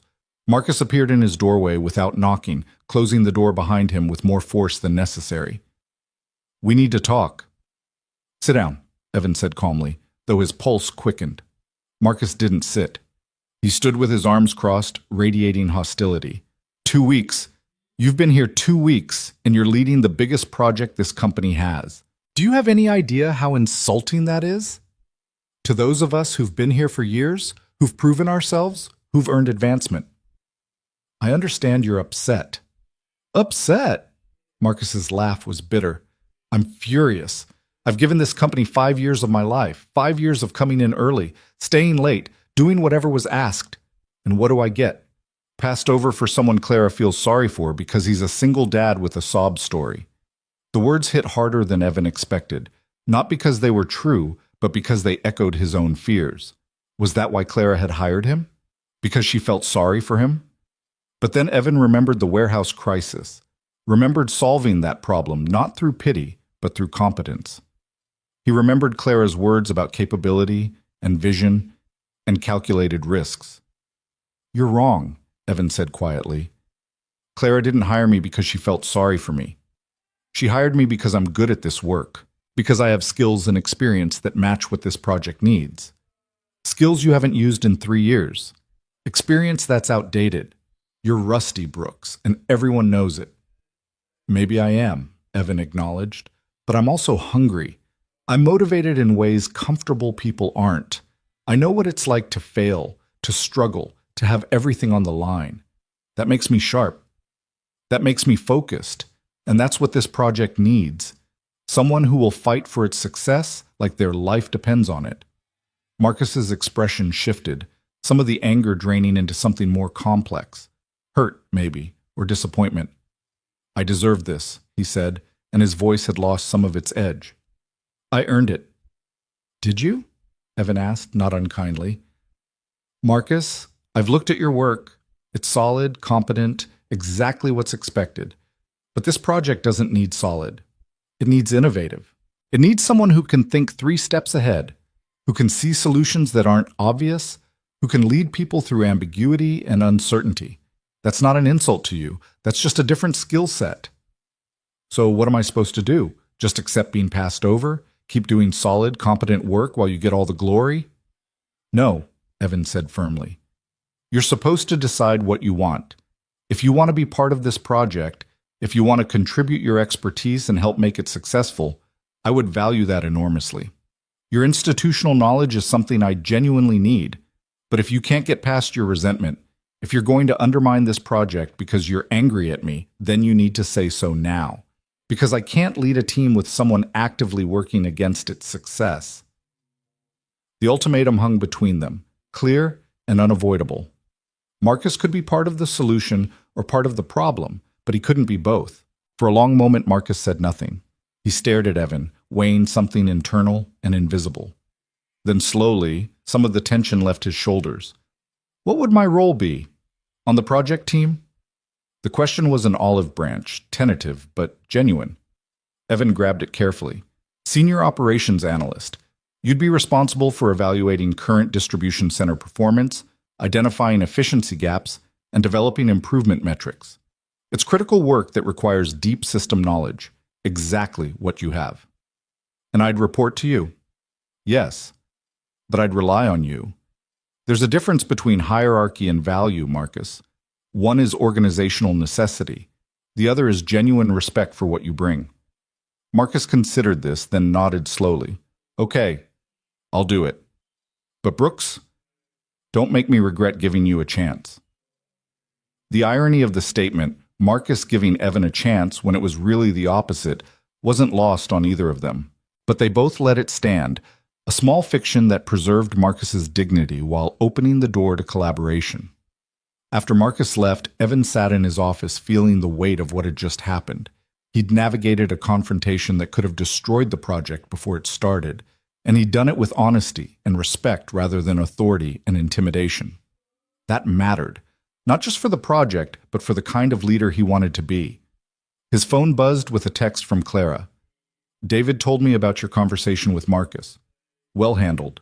This is why I hired you." The words settled something in Evan's chest that had been unsettled since the staff meeting. She didn't hire him out of pity. She hired him because she recognized something in him that he was only now beginning to see clearly in himself. The following weeks passed in a blur of productivity and progress. Evan threw himself into the distribution project with the kind of focused intensity that came from knowing this was his one chance to prove himself. He assembled his team, Marcus included, and began the complex work of analyzing current operations, modeling improvements, and developing implementation strategies. The work was challenging but invigorating. Evan's team responded to his leadership style, which emphasized collaboration over command, questions over directives. Even Marcus, initially resistant, began contributing valuable insights as he realized Evan genuinely valued his expertise. "I have to admit," Marcus said one afternoon during a team meeting, "this approach is working better than I expected. The data analysis you suggested revealed inefficiencies I'd been looking at for years without seeing." It was the closest thing to an apology Evan would get, and he accepted it gracefully. At home, life had settled into a comfortable rhythm. Lily thrived in their new apartment, her purple room a sanctuary where she did homework and read books and dreamed about the future. The stitches had come out of her forehead, leaving a small scar that she'd decided made her look brave rather than damaged. "Like Mommy said," she told Evan, "scars are proof we keep going." Evan's relationship with his daughter had shifted too, becoming less about survival and more about growth. He could afford to take her to movies now, to buy her books without calculating whether they could skip another meal, to say yes to school activities without mentally reviewing the bank balance first. One evening in late October, 3 months after he'd started at Whitmore Solutions, Evan received a call from Dr. Patterson, Lily's pediatrician. The hospital had processed his financial assistance application, the one he'd filled out but hadn't pursued after getting the job. "Mr. Brooks, I have good news. Your application was approved. The hospital is writing off the remaining balance on Lily's emergency room visit. You don't owe anything more." Evan had to ask him to repeat it. He'd been faithfully making his $400 monthly payments, had resigned himself to a year of them. But the hospital's financial assistance program, combined with his payment history, had qualified him for complete forgiveness of the remaining balance. Thank you. Thank you so much." After he hung up, Evan sat on the couch in their living room and cried. Not from sadness or despair, but from overwhelming relief and gratitude. Every burden he'd been carrying for 3 years had been lifted. The eviction threat, gone. The medical debt, forgiven. The unemployment, transformed into meaningful work. The fear that he couldn't provide for his daughter, replaced with proof that he could and would. Lily found him there, tears streaming down his face, and immediately grew concerned. "Daddy, what's wrong?" "Nothing's wrong, baby." Evan pulled her into his lap, holding her close. "Everything's right. For the first time in so long, everything's finally right." In November, Evan presented his distribution project plan to the executive team. He'd spent weeks preparing, refining every detail, anticipating every question. Clara sat at the head of the conference table, her expression neutral, but her eyes sharp, evaluating. Evan walked them through his analysis, current inefficiencies costing the company millions annually, proposed improvements that would reduce delivery times by 30% while cutting costs by 20%, implementation timeline spanning 18 months with clear milestones. The questions came hard and fast. Financial projections, risk mitigation, personnel requirements, technology investments. Evan answered each one with confidence backed by thorough research and Marcus's institutional knowledge. When the presentation ended, the room fell silent. Evan stood at the front, his heart pounding, waiting for the verdict. Clara spoke first. "This is excellent work, Evan. Thorough, strategic, and ambitious without being reckless. You have my full support to move forward." The other executives nodded their agreement, and Evan felt something release in his chest, tension he'd been holding for months, maybe years. He'd done it. He'd proven that Clara's faith in him was justified. After the meeting, Clara pulled him aside. You know what impressed me most about that presentation? Not the data, though it was excellent. Not the strategy, though it's sound. What impressed me was your confidence. 3 months ago, you walked into my office convinced you were going to fail. Today, you stood in front of the executive team and commanded the room. That transformation is remarkable. You gave me the opportunity to transform, Evan said simply. You saw something in me I couldn't see in myself. I saw what was always there. You just needed the circumstances to reveal it. Clara smiled. Evan, I want to talk to you about something. The project director role was always intended to be temporary, a way to test your capabilities. Based on what I've seen, I'd like to make it permanent and add it to your official title. It comes with a salary increase and a seat in senior leadership meetings. Interested? Evan didn't have to think about it. Yes. Absolutely yes. Good. HR will draw up the paperwork. Congratulations, Evan. You've earned this. That evening, Evan took Lily out to dinner at a real restaurant, the kind with tablecloths and a children's menu and prices he'd once thought were obscene but could now afford without anxiety. They ordered whatever they wanted, no calculations, no compromises. Daddy, Lily said over dessert, are we rich now? The question made Evan laugh. No, baby, we're not rich. But we're stable. We're secure.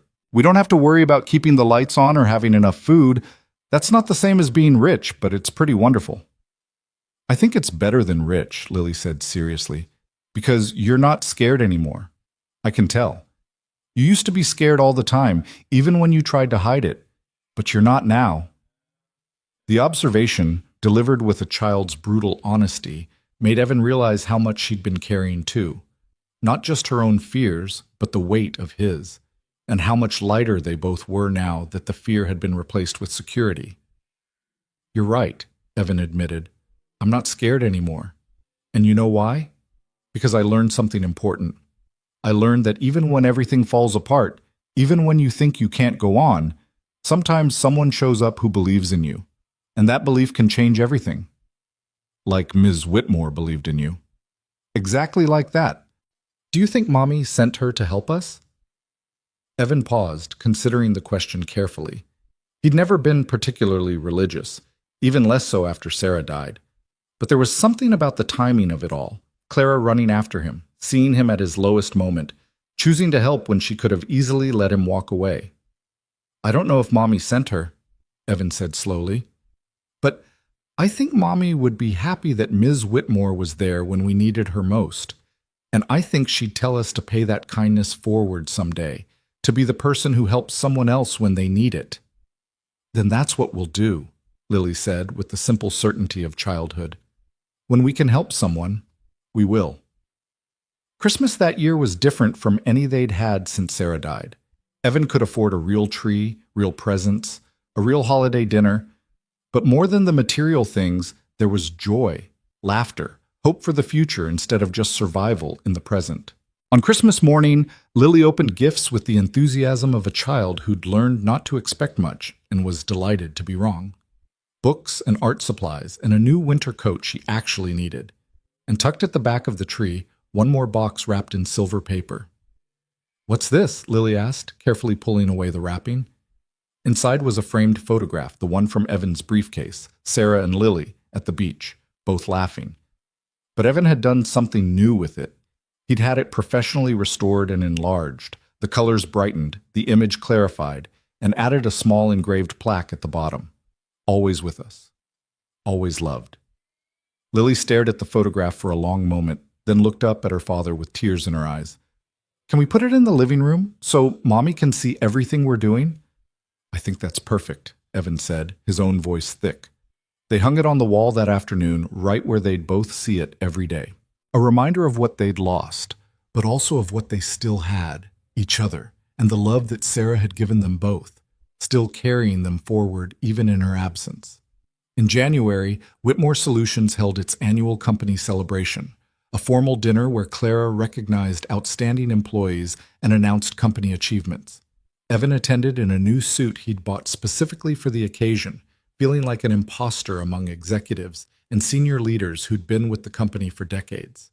But when Clara stood to deliver her remarks, She looked directly at Evan as she spoke about the company's values. This year, we've been reminded that talent comes in unexpected forms, Clara said, that the resume doesn't always tell the full story, that sometimes the best employees are the ones who've faced adversity and emerged stronger, hungrier, more determined to succeed. She paused. Evan Brooks joined us 6 months ago with a gap in his employment history and circumstances that would have made many companies hesitate. But he had something more important than an unbroken career trajectory. He had character, capability, and the kind of resilience that can't be taught. Clara outlined the distribution project's early successes, the cost savings already being realized, the improvements in efficiency. Then she added, "This is what happens when we choose to see potential instead of just pedigree, when we believe in people instead of just credentials." Evan, would you stand, please? Evan rose, feeling the eyes of the entire company on him, his face burning with a mixture of pride and embarrassment. "Thank you for proving that my faith in you was well placed," Clara said. "And thank you for reminding all of us why we do this work, not just to build a successful company, but to create opportunities that transform lives." The applause that followed was genuine and warm, and as Evan sat down, he caught Marcus's eye across the room. Marcus nodded once, a gesture of acknowledgement, if not quite friendship. It was enough. After the dinner, Clara found Evan in the crowd. "Walk with me," she said, and they stepped out onto the building's rooftop terrace, the city spread out below them in a glittering carpet of lights. "Do you remember what you wrote in that thank you letter?" Clara asked. "You said you didn't know what you'd done to deserve the chance I gave you." "I remember. I want you to understand something, Evan. You didn't have to deserve it. That's not how compassion works. I didn't give you a chance because you earned it through past achievements. I gave you a chance because I saw someone drowning who deserved a life raft, and I happened to have one available." She turned to face him fully. "But what you did with that chance, that you earned entirely on your own, the success you've had, the leader you've become, the way you've transformed your life, that's all you, Evan, not me. I couldn't have done it without you. Maybe not. But I couldn't have built the company I wanted without people like you. People who understand that success isn't just about profit margins and quarterly reports. It's about lives changed, potential realized, human dignity restored." Clara smiled.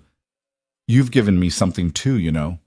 You've reminded me why I started this company, why I ran after you that day instead of letting you walk away. Sometimes we all need that reminder." They stood in comfortable silence for a moment. Two people who understood that sometimes the greatest gift you can give someone is the chance to prove themselves. "What's next for you?" Clara asked. "What do you want from your career now?" Evan thought about it. 6 months ago, all he'd wanted was survival. A paycheck, stability, the ability to keep his daughter fed and sheltered. But now, with those basic needs secured, he could think bigger. "I want to build something meaningful," he said slowly. "I want to lead teams that do excellent work. I want to make decisions that matter. And someday, when I'm in a position to do it, I want to be the person who gives someone else the chance you gave me." "Then that's exactly what you'll do," Clara said with certainty. "Because that's who you are, Evan. Not the desperate man who walked out of an interview 6 months ago. Not the single father barely holding things together. You're a leader, a problem solver, someone who understands that the measure of success isn't what you achieve, but what you enable others to achieve." She was quoting the plaque in her office, Evan realized, the philosophy she'd built her company on. And now he understood it wasn't just corporate messaging. It was lived truth, embodied in the way she led, in the chances she took on people, in the culture she'd created. "Thank you," Evan said, and this time the words carried the weight of everything, for the job, for the faith, for running after him when everyone else had let him walk away, for seeing his worth when he'd stopped seeing it himself. "You're welcome, Sheprasim," Clara said simply. "Now go home to your daughter. Tell her about tonight. Let her see that the future you're building is because of her, not despite her. She needs to know that." Evan did exactly that. He went home to the apartment with purple walls and glow-in-the-dark stars, to the little girl who still slept with Mr. Whiskers, who had a scar on her forehead that proved she kept going even when things were hard. He told her about the speech, about Clara's words, about the company celebrating not just his success, but the philosophy behind it. That people deserve chances, that circumstances didn't define capability, that sometimes the bravest thing you could do was believe in someone when they'd stopped believing in themselves. "I'm proud of you, Daddy," Lily said sleepily, already drifting off in her bed. "I'm proud of you too, baby. You kept believing in me even when I couldn't believe in myself. That's what saved us. Your faith." After she fell asleep, Evan stood in his daughter's doorway, watching the glow-in-the-dark stars on her ceiling create their own small universe. He thought about the man he'd been 6 months ago, broken, desperate, certain he was failing at everything that mattered. That man seemed like a stranger now, someone Evan had known but left behind, like an old photograph that captured who you used to be but not who you'd become. The journey from desperation to dignity hadn't been instant or easy. It had required Clara's compassion, yes, but also Evan's willingness to accept help, to prove himself, to work harder than he'd ever worked, to transform opportunity into achievement. Both elements were necessary: the helping hand and the will to grab it. The faith someone showed in you and the determination to prove that faith was justified. Outside his window, the city glowed with possibility. Somewhere out there were other single parents drowning in circumstances beyond their control, other talented people who'd lost their way, other Evan Brooks waiting for someone to see past their resume to their potential. And someday, when he was in a position to do it, Evan would be that someone.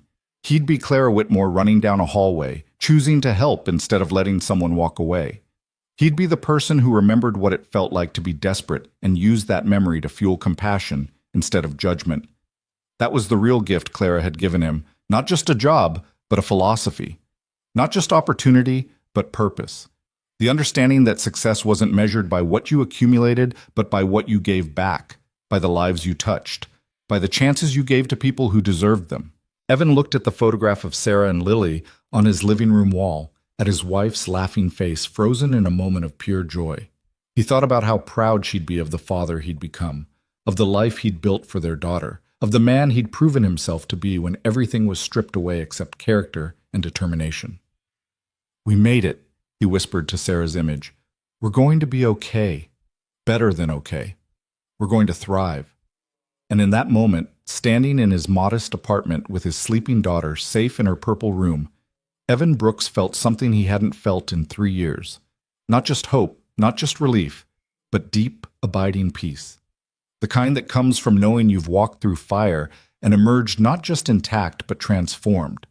The kind that comes from being seen, valued, and given the chance to prove what you're capable of. The kind that comes from understanding that sometimes the worst day of your life can become the doorway to the best chapter you've ever known. All because someone cared enough to run after you when you walked away. All because compassion, when given freely and received gratefully, has the power to change everything.